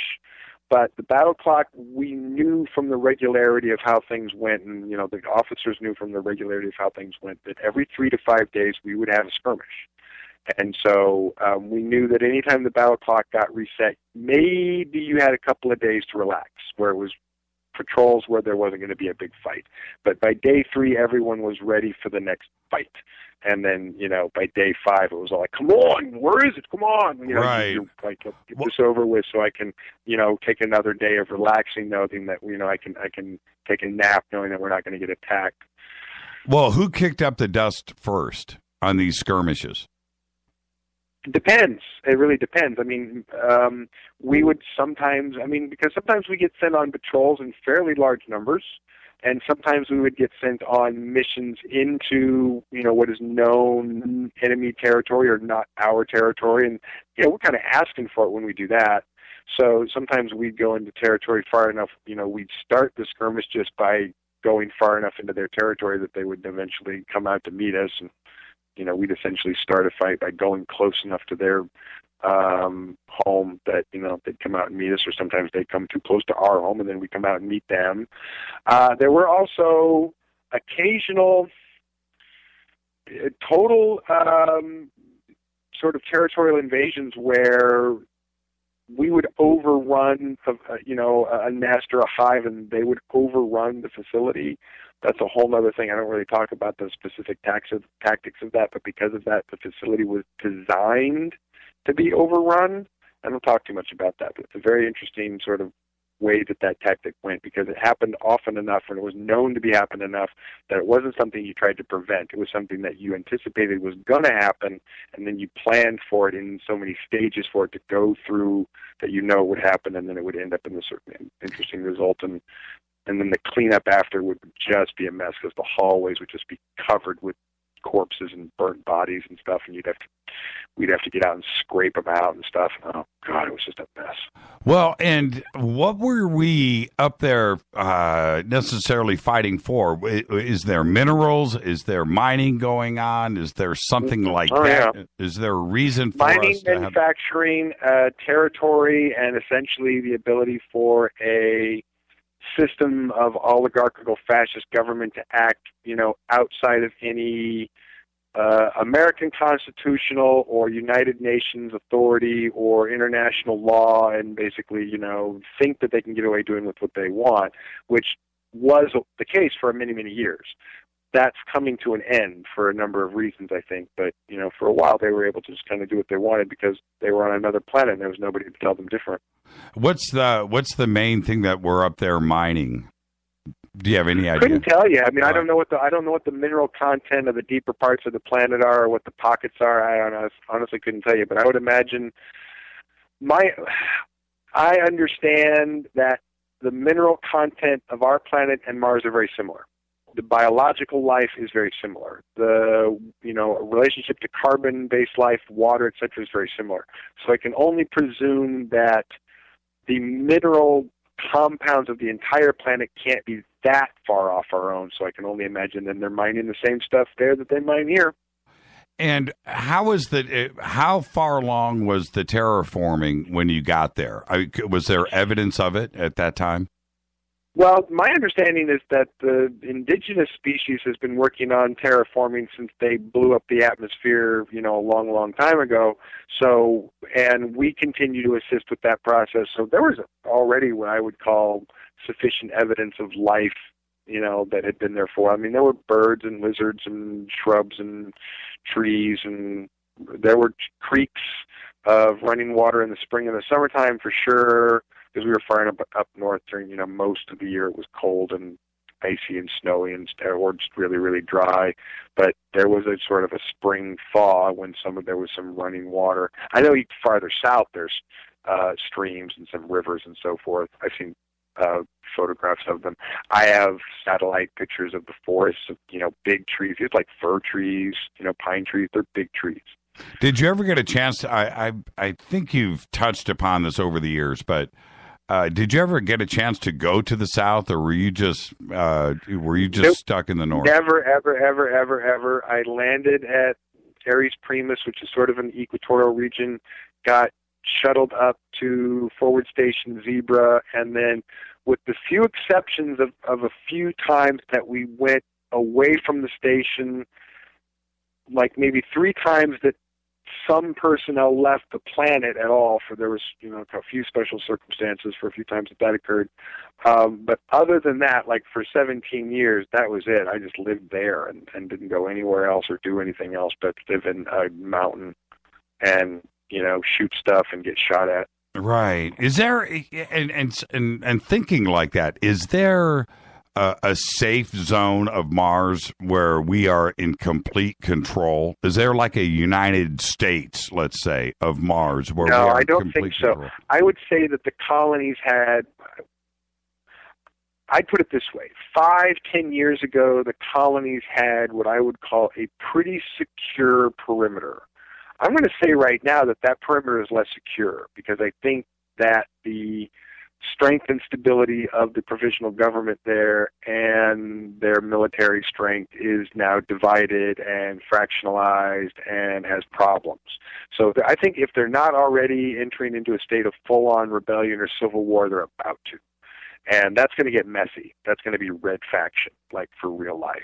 And so that's going to get really, really interesting. And they're not going to be so secure at all, because they're not going to have the military strength to maintain a secure border when they're worried about everything that's going on internally, and whatever sort of counter-insurgency, rebellion, or whatever you want to call it, is going to be constantly trying to destabilize that provisional government in order to gain any kind of freedoms or concessions or, whatever it is that they're trying to get for legally. I get questions all the time about Solar Warden, and that seems to be, for some reason, what everybody thinks of first. But if we have the Navy, we have different fleets, and the Marines, we have different divisions and so forth. Solar Warden, and correct me if I'm wrong here for looking at it this way, is Radiant Garden and Solar Warden, they are the same thing, right? Or am I wrong? They're the equivalent of the Pacific Fleet and the Atlantic Fleet. Yeah, exactly. So they're both the solar system is big. So we draw an imaginary line and say this half of the solar system is Solar Warden Fleet, this half of the solar system is Radiant Guardian Fleet. And imaginary line run through the middle. Sure. Oh, okay. So as Mars, for instance, and this is the kid in me, this is a little boy in me asking this question. Mars is orbiting the sun. Is it at one point in Radiant Garden's side, and then at another point it falls back under Solar Warden, and so forth? The rest of the solar system, as it is moving, is it transitioning from one region into the next? Actually, I think that's the way. I think that is the case. I think that is the way that it would work. That as the planets rotate, that they would go into different zones. So I think I believe they have a calendar, and the calendar shows them, what dates, planets are coming in and out of their jurisdiction, so they know when they're going to have to patrol, closer to that planet, and then when it's going to go into the, essentially, like the planets are floating islands, and so, that island's floating from the Pacific to the Atlantic now, and then it goes into the range of the other fleet, and then it's their responsibility, and while it's floating in that, in their side of the ocean. Is the Earth under, we've got 30 seconds, so this is almost a yes or no question. Is Earth under any threat? There's always people that want to get at what we have, and so most of what we're concerned about are not what we would call sort of the global dominating planet eating fleet, so much as we're worried about scavengers and small groups of thieves and problem people, traffickers of one kind or another, who are here to take things and sell them on the black market somewhere else or something. So that's most of the problem that we're having right now, or what we sort of have rogues and people who are up to no good that we have to deal with. But I don't think we're under threat from any kind of annihilation or destruction from any of like the larger civilizations or anything. So all right, well, let me put it this way. It's like New York City gets a lot of immigrants and a lot of people from all over the world. Hold on, Randy, I got to jump in. Hard network break. We'll be right back with Randy Cramer. Sorry. KGRA Radio. Intelligent talk. So, you love talk radio? Then you'll love TalkStreamLive.com. TalkStream Live is always on, 24/7, with the best streaming talk shows. Find your favorite talkers and discover some new ones. It's free, readily available online or on any smartphone or tablet. Finding your favorite talk shows all in one place has gotten a whole lot easier. Just go to TalkStreamLive.com. Be sure to download the free apps from Google Play or the iTunes App Store. Are you tired of brown rust stains on your toilets, sinks, and clothes? Does your water smell and taste bad? Don't live with these problems anymore. HydroCare's revolutionary well water systems, available at Wave Home Solutions, gives you clean, healthy, great-tasting water from every faucet. They remove iron, hydrogen sulfide, sediment, and many other contaminants that are distasteful and damaging your fixtures. You'll be amazed how fresh and clean well water can be. Satisfaction guaranteed. Go to bestwater123.com. That's bestwater123.com. So, you love talk radio? Then you'll love TalkStreamLive.com. TalkStream Live is always on, 24/7, with the best streaming talk shows. Find your favorite talkers and discover some new ones. It's free, readily available online or on any smartphone or tablet. Finding your favorite talk shows all in one place has gotten a whole lot easier. Just go to TalkStreamLive.com. Be sure to download the free apps from Google Play or the iTunes App Store. Fate or not, things are never what they seem. For the past century, forbidden subjects such as UFOs, backward engineering, human abductions, secret space programs, underground bases, suppressed free energy devices, and other fantastic notions have tested the human mind, forcing it to decipher fact from fiction. Chronicling what he calls the alternative narrative, author Brad Olson gets down to the middle of it all in his best-selling book, Future Esoteric, now released in a second edition by CCC Publishing. And now, you can get Future Esoteric at a special price, plus another free book by just using the promo code Jimmy when you check out. Just click on the Future Esoteric or CCC Publishing banner at jimmychurchradio.com. Go Beckley Teppy. Did you know that when you're on the road with limited data or Wi-Fi available, you can still listen to every minute of Fade to Black by just calling 605-562-4482. No smartphone, app, or internet needed. It saves your data plan and no extra cost if you have unlimited minutes. Just call 605-562-4482. You can listen to me, Jimmy Church, on any phone, anytime, anywhere. Go Beckley Teppy.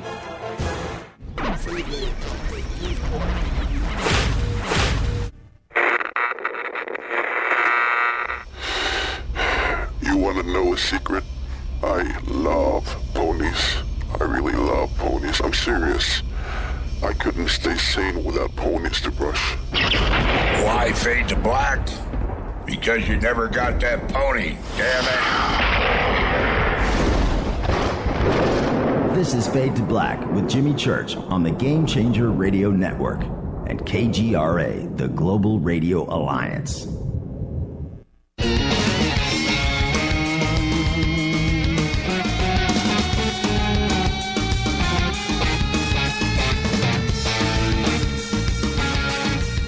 All right, welcome back. Fade to Black. I'm your host, Jimmy Church. Follow me on Twitter right now, at JChurchRadio. I have not seen Twitter like this in a long time. And I know I say that every single night. This is good stuff. Our guest tonight, Captain Randy Cramer. And yes, I'm opening up the phone lines right now. So it's an even starting gate. Okay? Right now, 323-825-5045. Okay, Randy, you ready to take some calls? Oh, sure. Okay, let's do this. All right, I'm just going to go in order here. Hi, you're live on Fade to Black. Say hi to Randy Cramer. Hi, Randy Cramer. This is Mark from Oregon. Years ago, in the 80s, I worked with the L5 Society, and we had these beautiful high-resolution pictures of Mars, fabulous. And what we were doing was mapping lava tubes that were big enough to be able to use for human occupation. And the plan was to have these inflatable seals that would seal these lava tubes up. So, Randy, my question is, in these battle situations, were you guys ever equipped with emergency shelters that were inflatable that used these lava tubes? Or do you think possibly we were actually, doing reconnaissance work? I can only think of one time that, like, in a field, sort of excursion that we came across, like, the tubes that I think you're describing. It wasn't too common of an experience in our territory to have them there.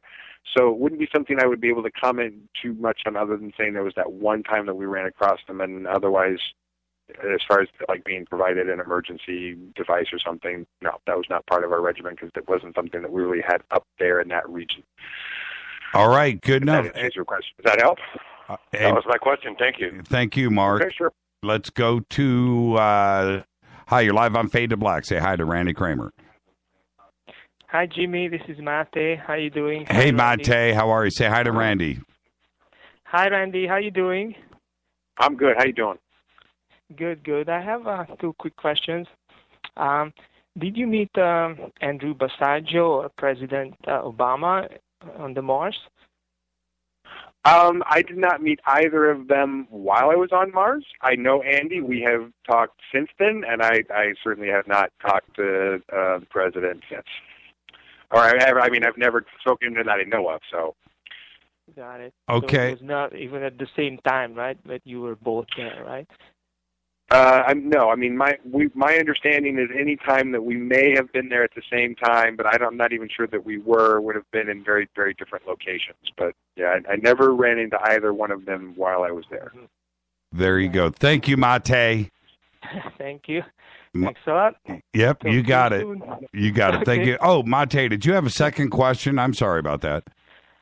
Yeah, just a quick question. Just had one more question on my mind. Like, what was the propulsion system of the shuttle that took you to Mars? Thank you, Mate. I'm sorry, I didn't quite hear that. What was that again? What was the propulsion system that took you to Mars? Yeah, the shuttle. I could.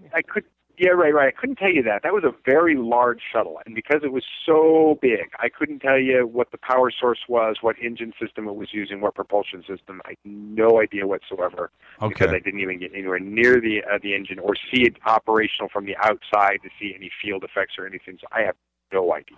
All Good right. question, though. Wish I knew. Yeah, excellent. Thank you, Mate.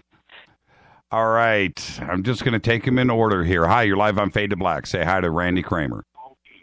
Hey, thank you so much, sir, Jimmy Church. But I'm John. I'm the one I kind of helped out with Randy Cramer making you guys meet. Thank you, sir, to both of you. Okay, thank you, John. I had two questions for Randy Cramer.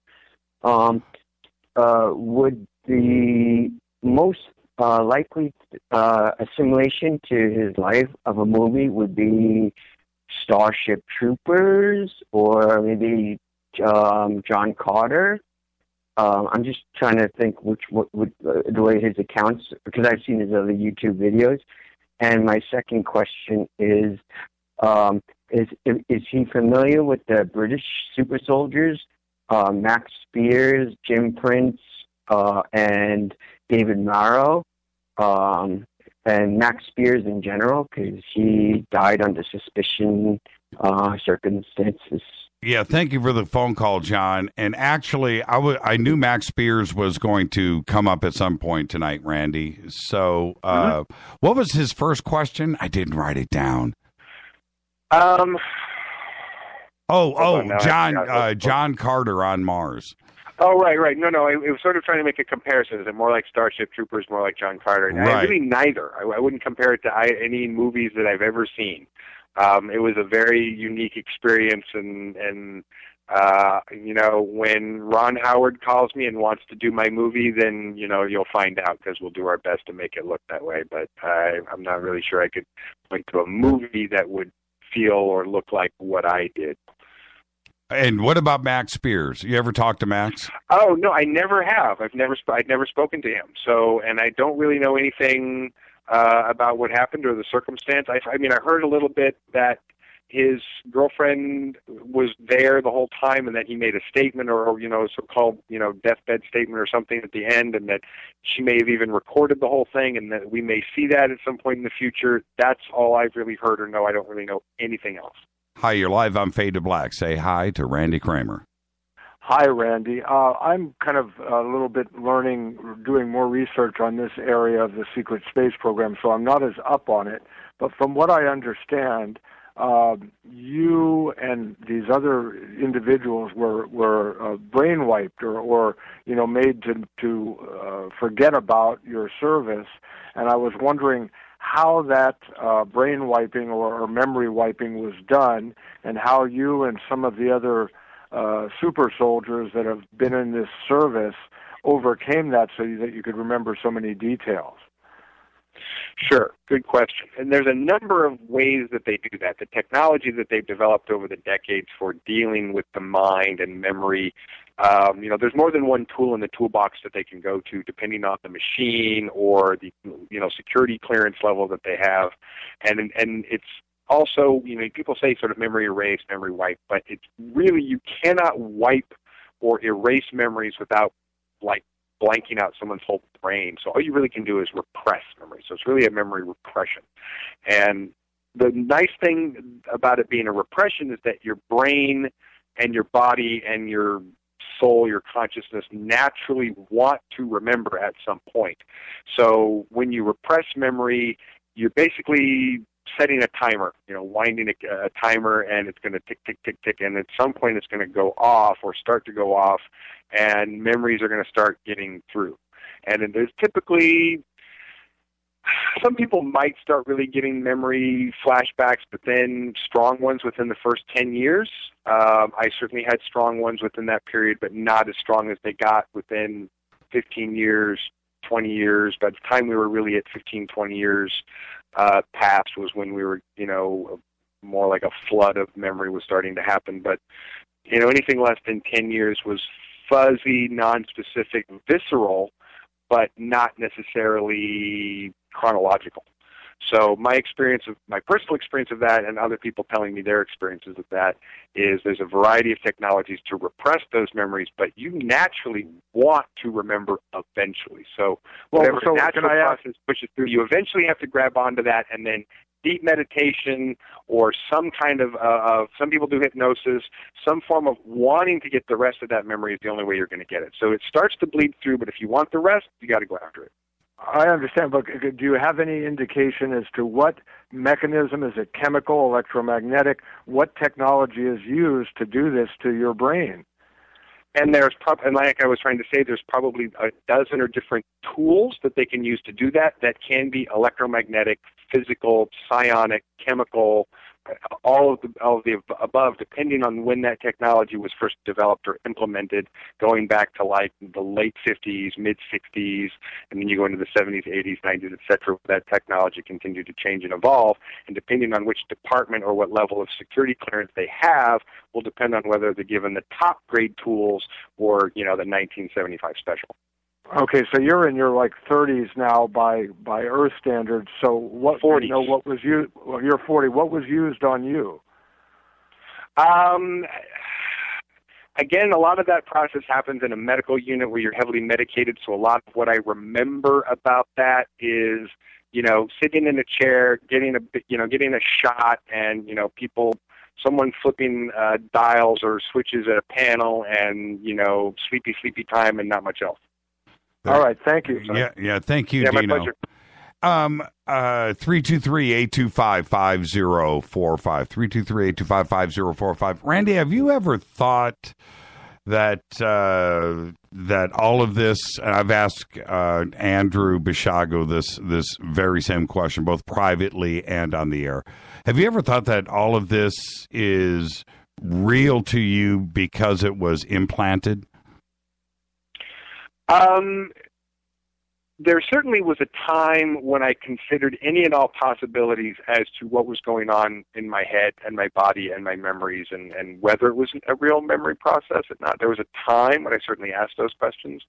I don't feel that there's any question that I have to ask anymore about myself on whether or not every single memory that I remember is a genuine memory, because I feel like I have done my due diligence at diving into my own mind, my own memories to say, I know the difference between a real memory, a fake memory, a vision, a dream, all of that. And I can say that not everybody can say that about themselves, but I can confidently say that I've spent the thousands of hours necessary to know the difference.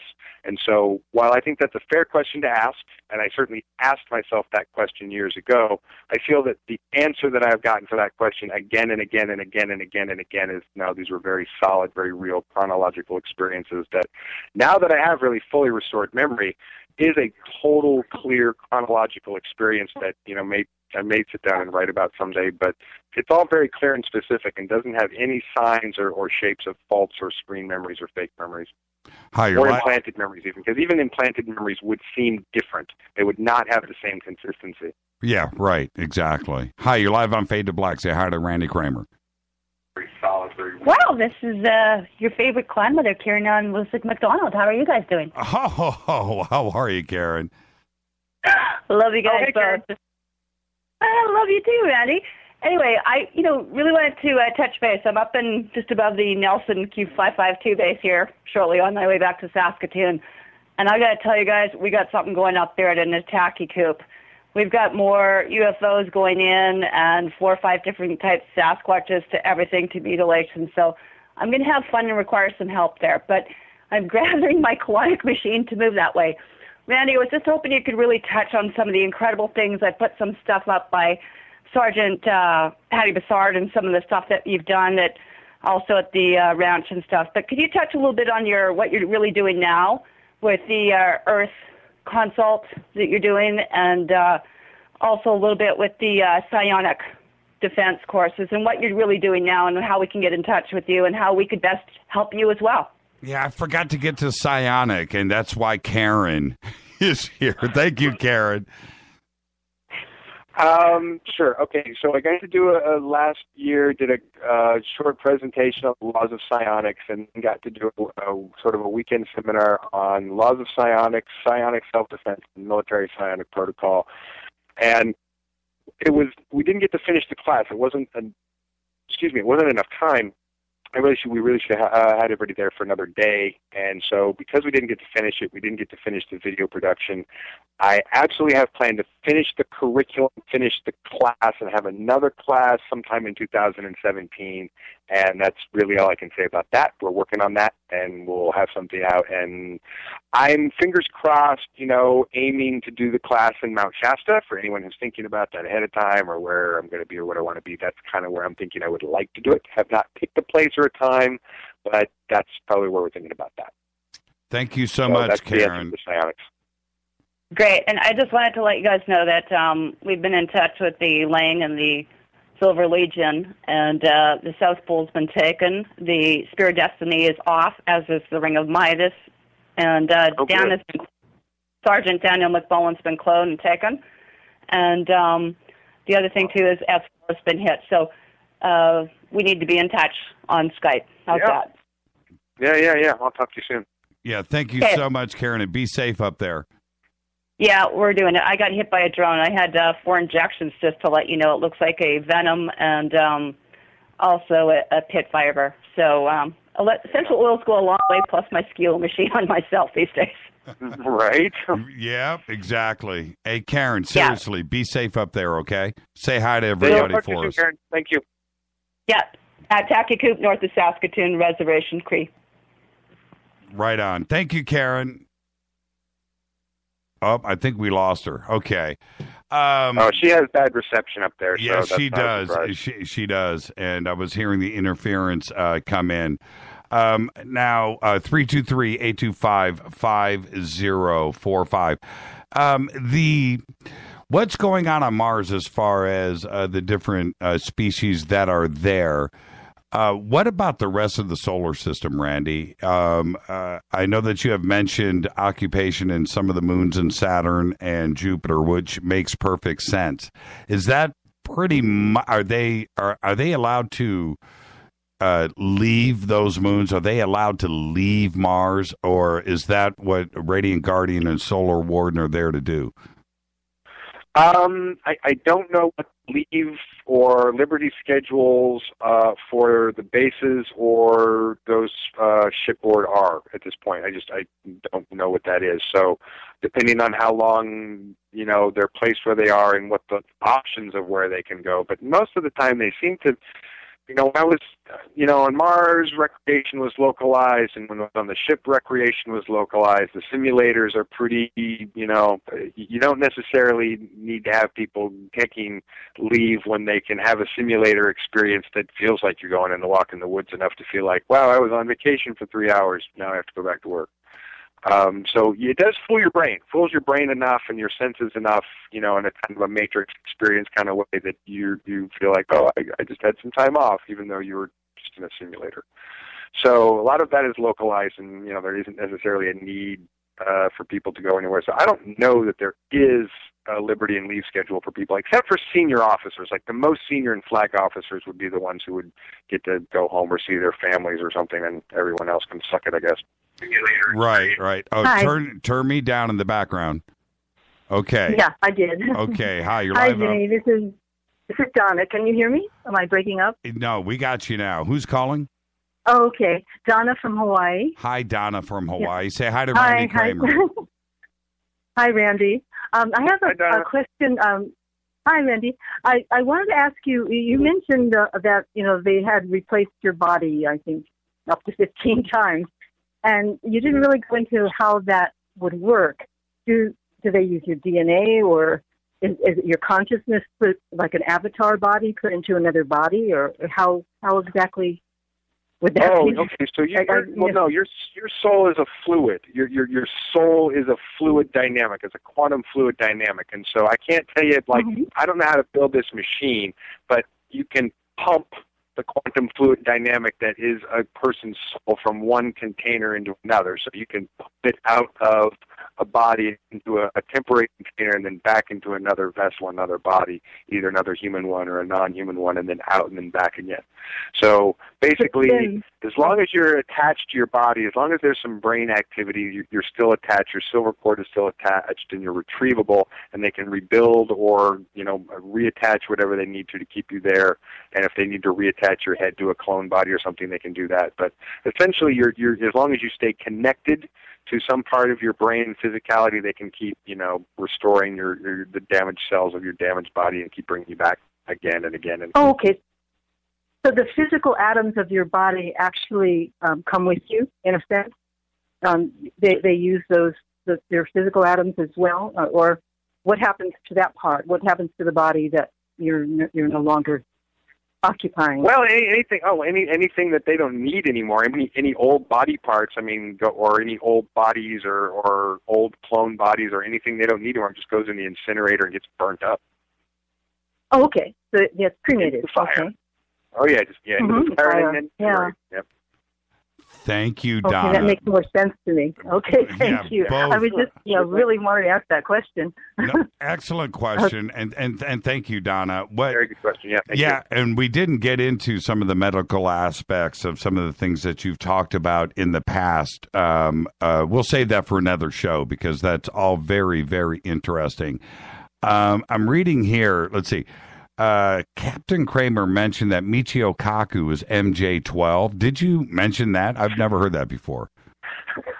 Yeah, I did. I have said that before. Yeah, he is absolutely the MJ-12 scientist, which people who understand the history of MJ-12 know that the MJ-12 scientist, that person's job is to be the public mouthpiece for MJ-12. So his job is to tell people what MJ-12 wants people to know. So, if you really follow his books, and what he does and how that is totally and completely unrelated to his area of research as a physicist, it becomes more clear that that's what he's doing because his books have nothing to do with his area of research or physics anymore. It's all about, physics of the impossible, which is, hey, here's things that might be able to happen, and here's how we could do them. And then the two books, not sure if this is in order anymore, but two books that he wrote that came out last year before, were basically just, oh, hey, here's the technology that we should see over the next century. Here's how this is going to happen. Here's what future technologies are going to happen. So his job has essentially been to do that job. And if you watch him in television or when he gets to answer questions about UAPs or UFOs, he has a bullet point list, of talking points that he goes down over, and if you watch him 3 or 4 times, you can basically watch him repeating the same lines off the same page again and again and again.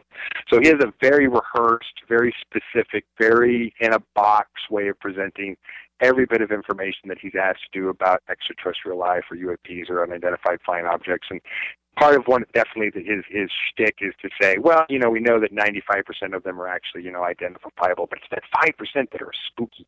And he loves to say spooky, like it's just those 5% that, we don't know what they are. And so he definitely leaves this door open, for this possibility of things to happen. But he's still just like, oh, we don't know that yet, and we don't know this yet. But, oh, yeah, as far as I'm concerned and as far as we know, yeah, that's absolutely, he's totally the MJ-12 scientist. Yeah, I don't. Carl Sagan was before him. Before he passed away. And I love Carl Sagan. So being the MJ-12 scientist doesn't make you a bad guy. It just means that's your job. So yeah, you're right about Michio. In that respect, and I like him, and I don't think he's a bad guy for doing it or the way he does it either. So I'm not criticizing him by saying that. But no, as far as I'm concerned, yeah, he's identified himself through his actions and his words as the MJ-12 scientist. Well, I've talked to him off the record, right, and that conversation was amazing and dynamic. And, I bet. But when you get him on the show, he goes right on script. I mean, right on script, and it's so hard to get him off the page. It's trust me, I've tried. And I'm not kidding about that. What about what's your vibe on Neil deGrasse Tyson? I'm sorry, that was the weirdest thing in the world. My garage door just opened up by itself, and there was nobody here. Okay. Neil deGrasse Tyson, again, I think he's a great guy. I love listening to him talk. I love the things that he has to say. And when he starts talking about UFOs, extraterrestrial life, or any of those things, he clearly has a position. And that position seems to be affected by what I would call pretty typical of an East Coast intellectual mentality, which is, we know what can be real and not real, and come on, that's just reaching too far. And so it really is this limited view of what we want to believe is possible or not possible. And he is kind of living in a community of people where, let me put it this way. I think having that off-the-record, not in front of a TV screen or a camera or a microphone conversation with him would be an incredibly enlightening and illuminating conversation that I'd love to have. But just from what he says publicly, I still love him to pieces, and I will, give him enough of a pass at the moment for being who and what he is because he lives in an intellectual community where, he cannot take a further leap to go where he wants to go with that, or possibly lose a certain amount of credibility until there's more official admission for him to go with. So I love him to pieces, and I give him a little bit of a pass for that, even though he's still, poo-poo and pish-poshes on, some exopolitical information. Yeah, because I think, again, if I had that personal one-to-one conversation with him, or if I could give him a briefing, maybe we might have a different conversation. Yeah, you're being nicer than I would. Hey, do you want to hang on? You want to hang on and do a few minutes of overtime? Sure. I'm not ready to stop. Our guest tonight is Captain Randy Cramer. This is Fade to Black. I'm your host, Jimmy Church. I'm going to take a little break. When we come back, we're going to do a little bit of wrap-up, a little bit of overtime. You stay right there. This is Fade to Black. Follow me on Twitter, @JChurchRadio. Email is jimmy@jimmychurchradio.com. More with Randy Cramer right after this short break. Stay with us.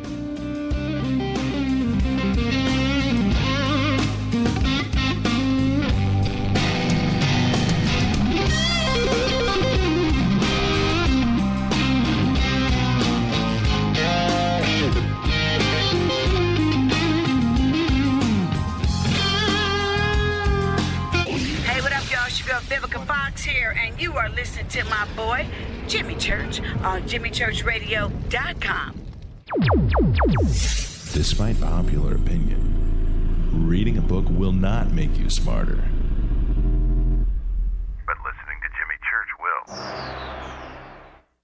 Does your basement or crawl space have a damp, musty smell? Well, watch out. That's a sign of too much moisture and not enough ventilation. And that can mean increased mold growth and the buildup of harmful toxins and gases. Don't bother with a dehumidifier. It just circulates the same unhealthy air. Now there's a better way to remove these dangers and odors. It's with the computerized Wave Moisture Control Unit that reduces moisture and expels pollutants. We replaced our old dehumidifier with the Wave unit, and in only 3 weeks, our basement is dry and the musty smell is gone. Wave units require no maintenance, no buckets of water or filters, and costs only pennies a day to run. Breathe better, live healthier with an affordable, no-maintenance Wave unit. Call 888-618-WAVE, 888-618-WAVE, or visit mydryhome.com. mydryhome.com.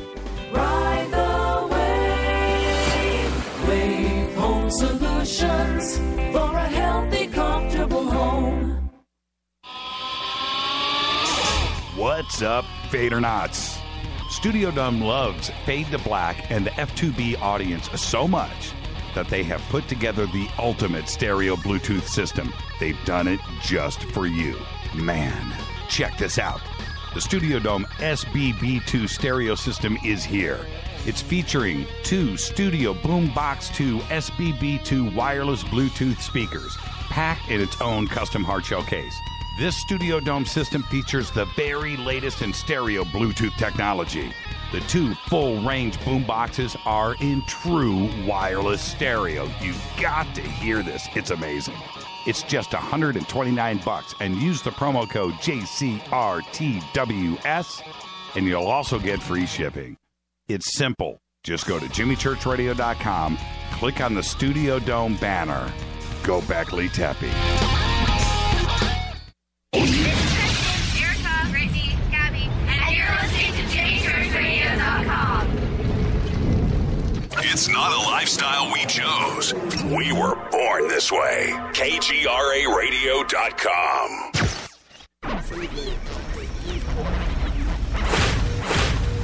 This is KJCR at JimmyChurchRadio.com.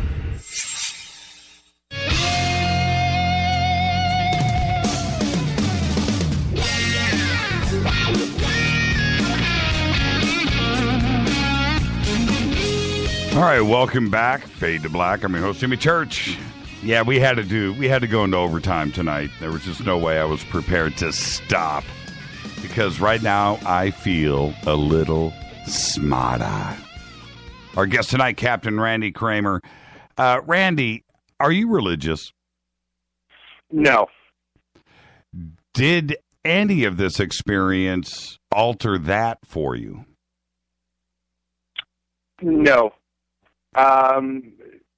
No. I mean, if anything, I feel that I have a better understanding of how the metaphysical nature of life, planets, planetary consciousness, and the universe works, but it doesn't make me a religious. If anything, that makes me less of a religious person and more of a scientist about it, because it makes sense and there's no mystery about it. It's all factual and it makes sense to me. And what about the reptoids and their culture on Mars? Were you able to find out about what they believed in, and were they religious? Well, I mean, they have a metaphysical, spiritual relationship with their planet. I wouldn't say they're religious either. I mean, they don't, have a church. Yeah, a church or a god that lives far away. I mean, they talk to the consciousness of their planet, which is as real as, talking to the consciousness of our planet. So that's their connection to their spiritual system is something like that. Hi, you're live on Fade to Black, only because you've been on hold. I'm going to take one more call. It's Eric. Hey, Eric. Say hi to Randy. Say hi to Randy. Hey, Randy. How you doing tonight? I'm good. How you doing? Good. I've got I'm kind of embarrassed to ask, but I've got to ask. Have you been asked about what Donald Marshall says about the cloning that's going on supposedly underground in the Hollywood cloning centers and things of that nature? Do you believe that's real?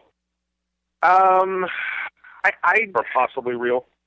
I don't think anything I've heard Donald Marshall say sounds very real.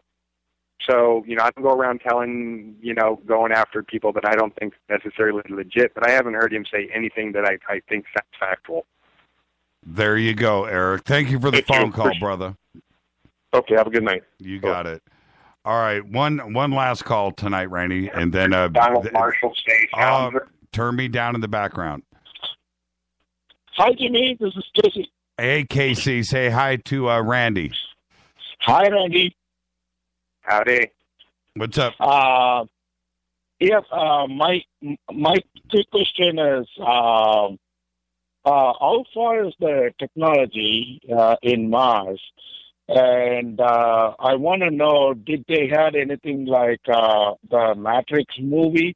Like, for example, if you want to learn something about your new weapon or something, the knowledge is transferred through the system. Or if you want to fly a new spaceship, then the knowledge is immediately transferred. You don't need any kind of training or something. Yeah, Casey, I'm going to let you go. We'll take the answer off the air, but that's a great question. And Thank you, Jimmy. Yeah, thank you, Casey. I was going to ask you about that earlier, Randy. That's a pretty rapid, training program. Was a lot of this training, did you download it or upload it?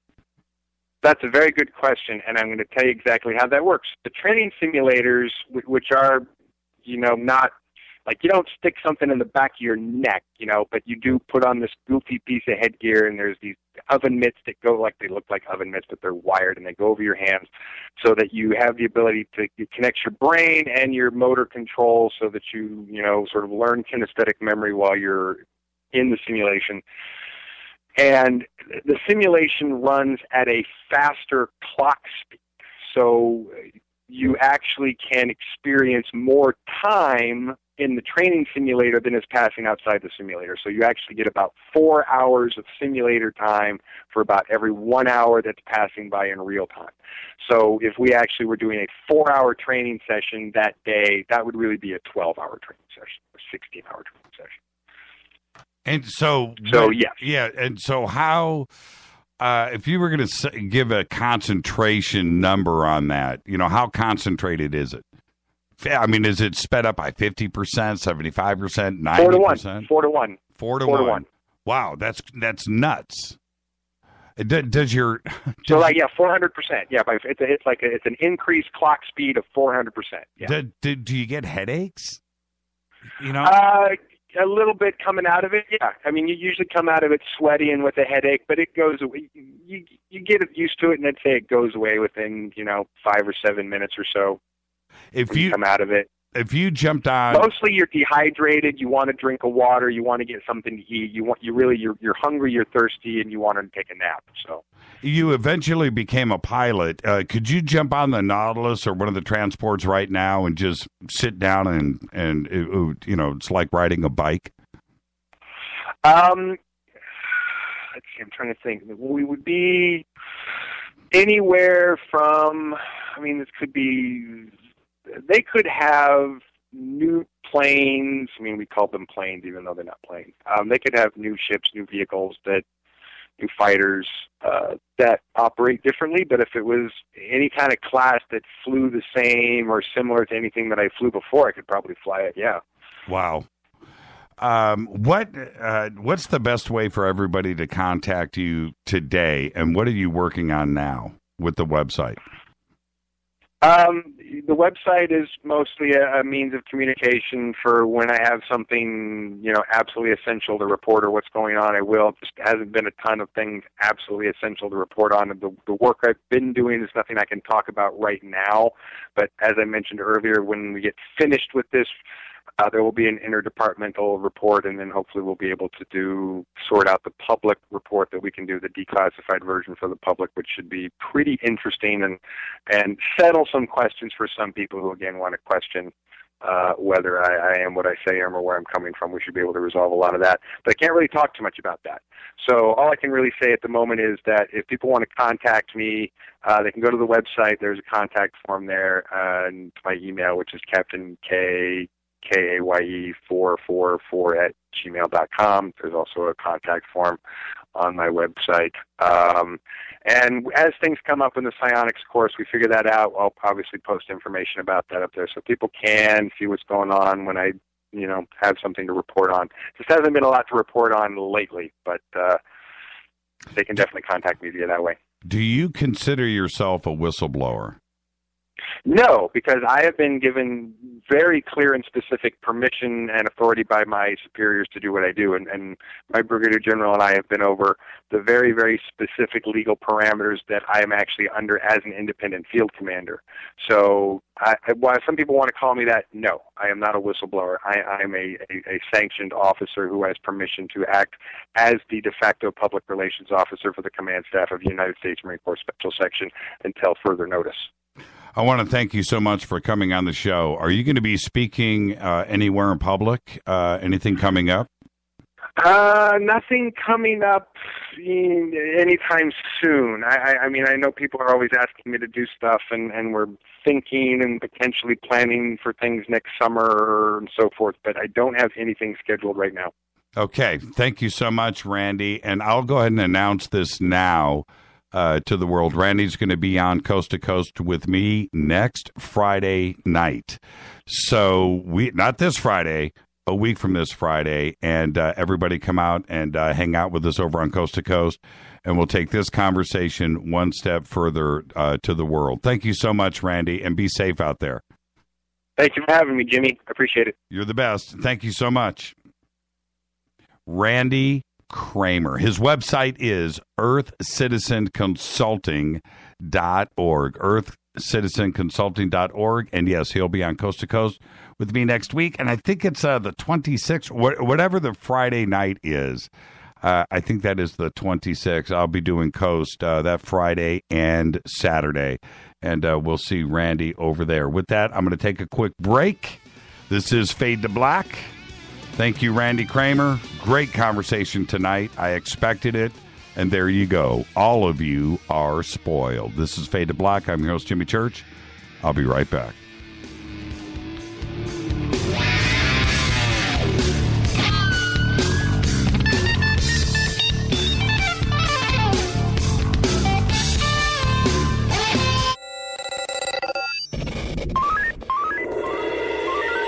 Way out here, we listen to Jimmy Church.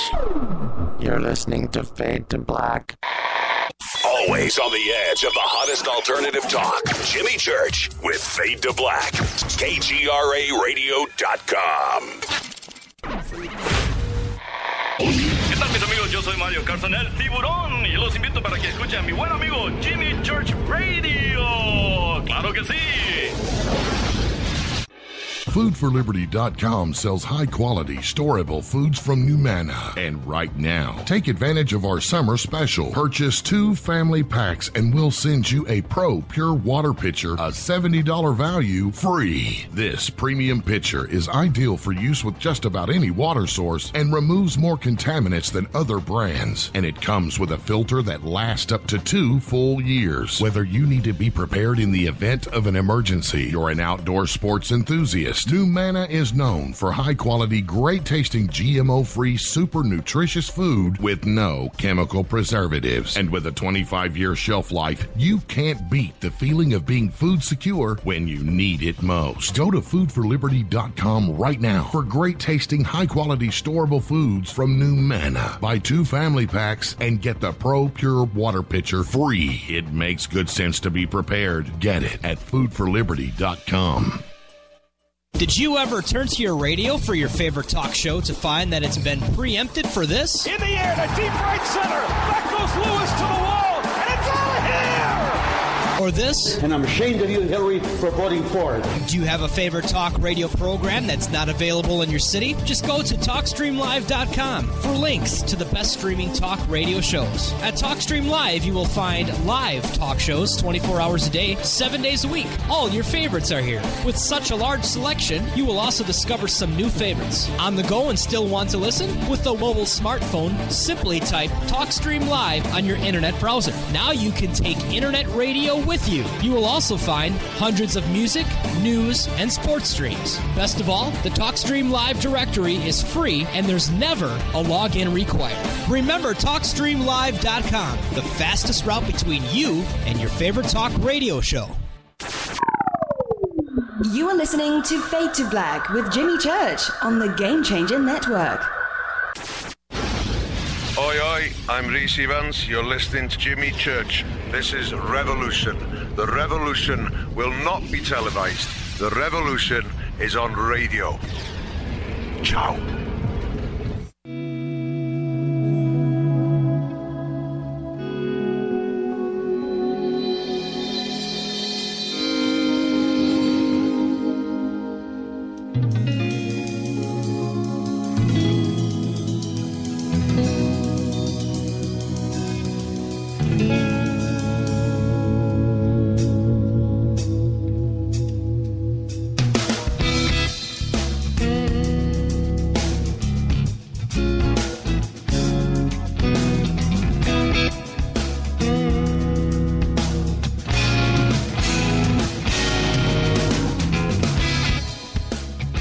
Welcome back to Fade to Black. Now, that was a conversation. Thank you, Captain Randy Cramer. Yeah, not this Friday. Next Friday, he'll be on Coast with me. And come and hang out, doing Coast all weekend. And there you go. I'm your host, Jimmy Church. Now, let me get to some of this news that you know nothing about. And this right here is some of the biggest news that I can announce to you as in ever. The hunt for exoplanets has been heating up in recent years. We know this. Kepler is out there, and the mission has been pretty successful. And since it began in 2009, over 4,000 exoplanet candidates have been discovered by the Kepler mission, several hundred of which have been confirmed to be Earth-like. And of these, some 216 planets have been shown to be both terrestrial and located within their planet parent star's habitable or Goldilocks zone. But listen to this. But in what may prove to be the most exciting of all of them to date has just happened. Astronomers have discovered an Earth-like planet orbiting Proxima Centauri, just 4 light years away. Listen to me. In what is an apparent trifecta, and I'm not joking, this newly discovered exoplanet is Earth-like, it orbits within its sun's habitable zone, and it's within our reach. Yes. The complete story, you can go check it out, and pictures over on our Facebook page, Jimmy Church Radio. Go check it out. It is out of control. Has dark matter been discovered? Well, scientists right now are pretty ecstatic. They're ecstatic over the fact that they may have just discovered the 5th fundamental force of nature, the possible discovery of a previously unknown subatomic particle looks set to finally bring the elusive dark matter into the mix. The discovery centers on a new type of boson that possesses characteristics completely and previously unseen in particles. Furthermore, its existence casts doubt upon whether the known sector of matter and particles exist alongside a dark sector, both interacting with each other via an unseen force. And if you don't believe me, the study was just published in the journal Physical Review Letters. And you can also check that out on our Facebook page right now. And are you ready? You know what? I'm going to open up the phone lines on this one. 323-825-5045. I just cleared them out, but I forgot that I was about to do this. As if that Proxima Centauri exoplanet, 4 light years away, in our backyard, right? Listen to this. And you heard it here first. An object beyond the orbit of Neptune is acting oddly, and it's violating the traditional rules of orbit. And scientists can't quite explain it yet.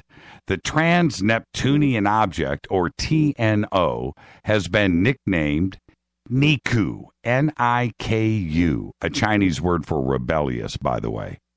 When you consider the fact that Niku orbits the sun in the opposite direction of almost everything else in the solar system. It's not hard, really, if you think about it, where that name came from, Niku. But that's the way my polluted brain works. It's about 124 miles in diameter. Niku has risen above the plane of the solar system. Listen to me. Above the plane of the solar system. It's still rising, and in fact, it's on an orbital plane that is tilted to everything else. They are freaking out. Niku orbits on a plane. Let me just you need to picture this, okay? A plate, the solar system, the orbits, flat, sun in the middle. We're cruising. This thing is in the opposite direction. It is tilted 110 degrees from the plane of the rest of everything. Picture that in your mind.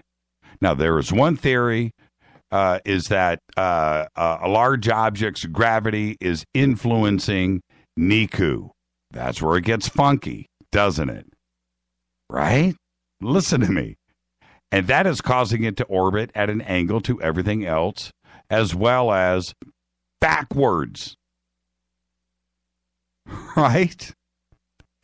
Various theories like a hidden, this is the scientific community. This isn't me.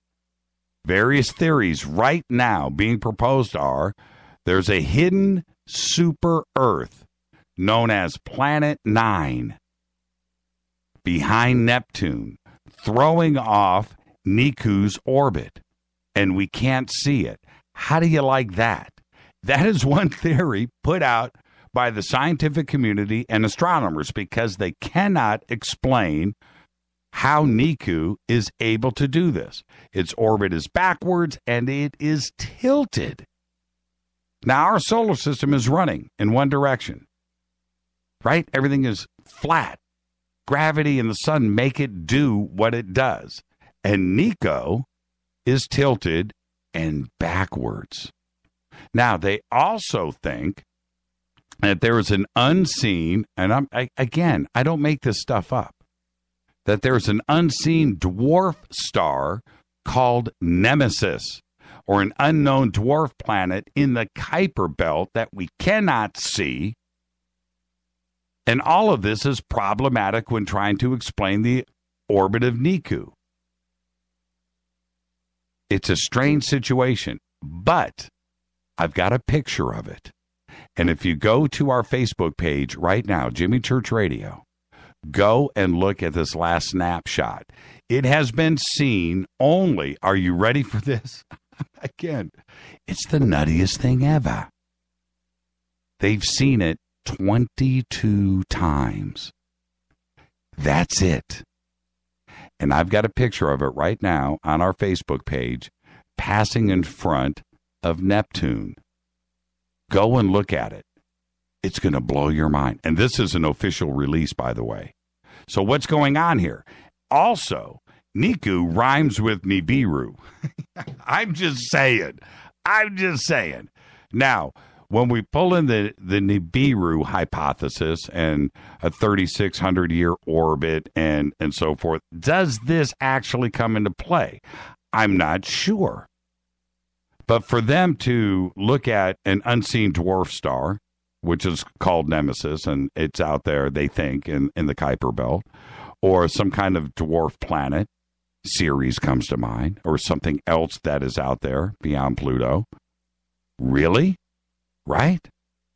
Or a Planet 9, something behind Neptune that we can't see, is throwing this orbit off. It's absolutely an amazing story, and they're trying to get to the bottom of it. The thing is this isn't some fringe suggestion. These are astronomers and scientists. They've seen it. They've seen it 22 times. They know the orbit. They just can't explain it. Something funky is going on. The world's first implant-activated smart gun has arrived. And it's a gun activated by an implant in its owner's hand, and it may be the future of gun safety. Yep, one man has created a prototype firearm that is unlocked with your magic touch only. His name is Amal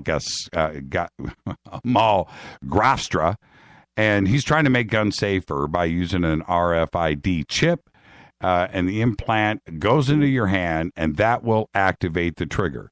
The biohacker, that's what he's calling himself, has created a prototype for the first implant-activated smart gun.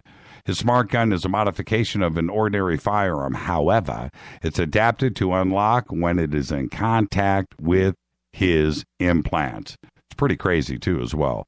Well, okay, I needed to get this in tonight. I wanted to save this for the end of the show.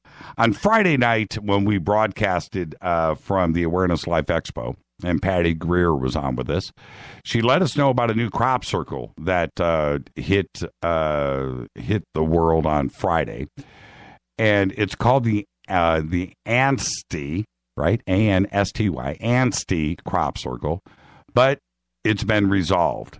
Now, Ruben Uriarte sent me this today, and it's from Colin Andrews, one of the most respected crop circle guys out there. And this is directly from Colin, and I'm going to read it to you. Okay?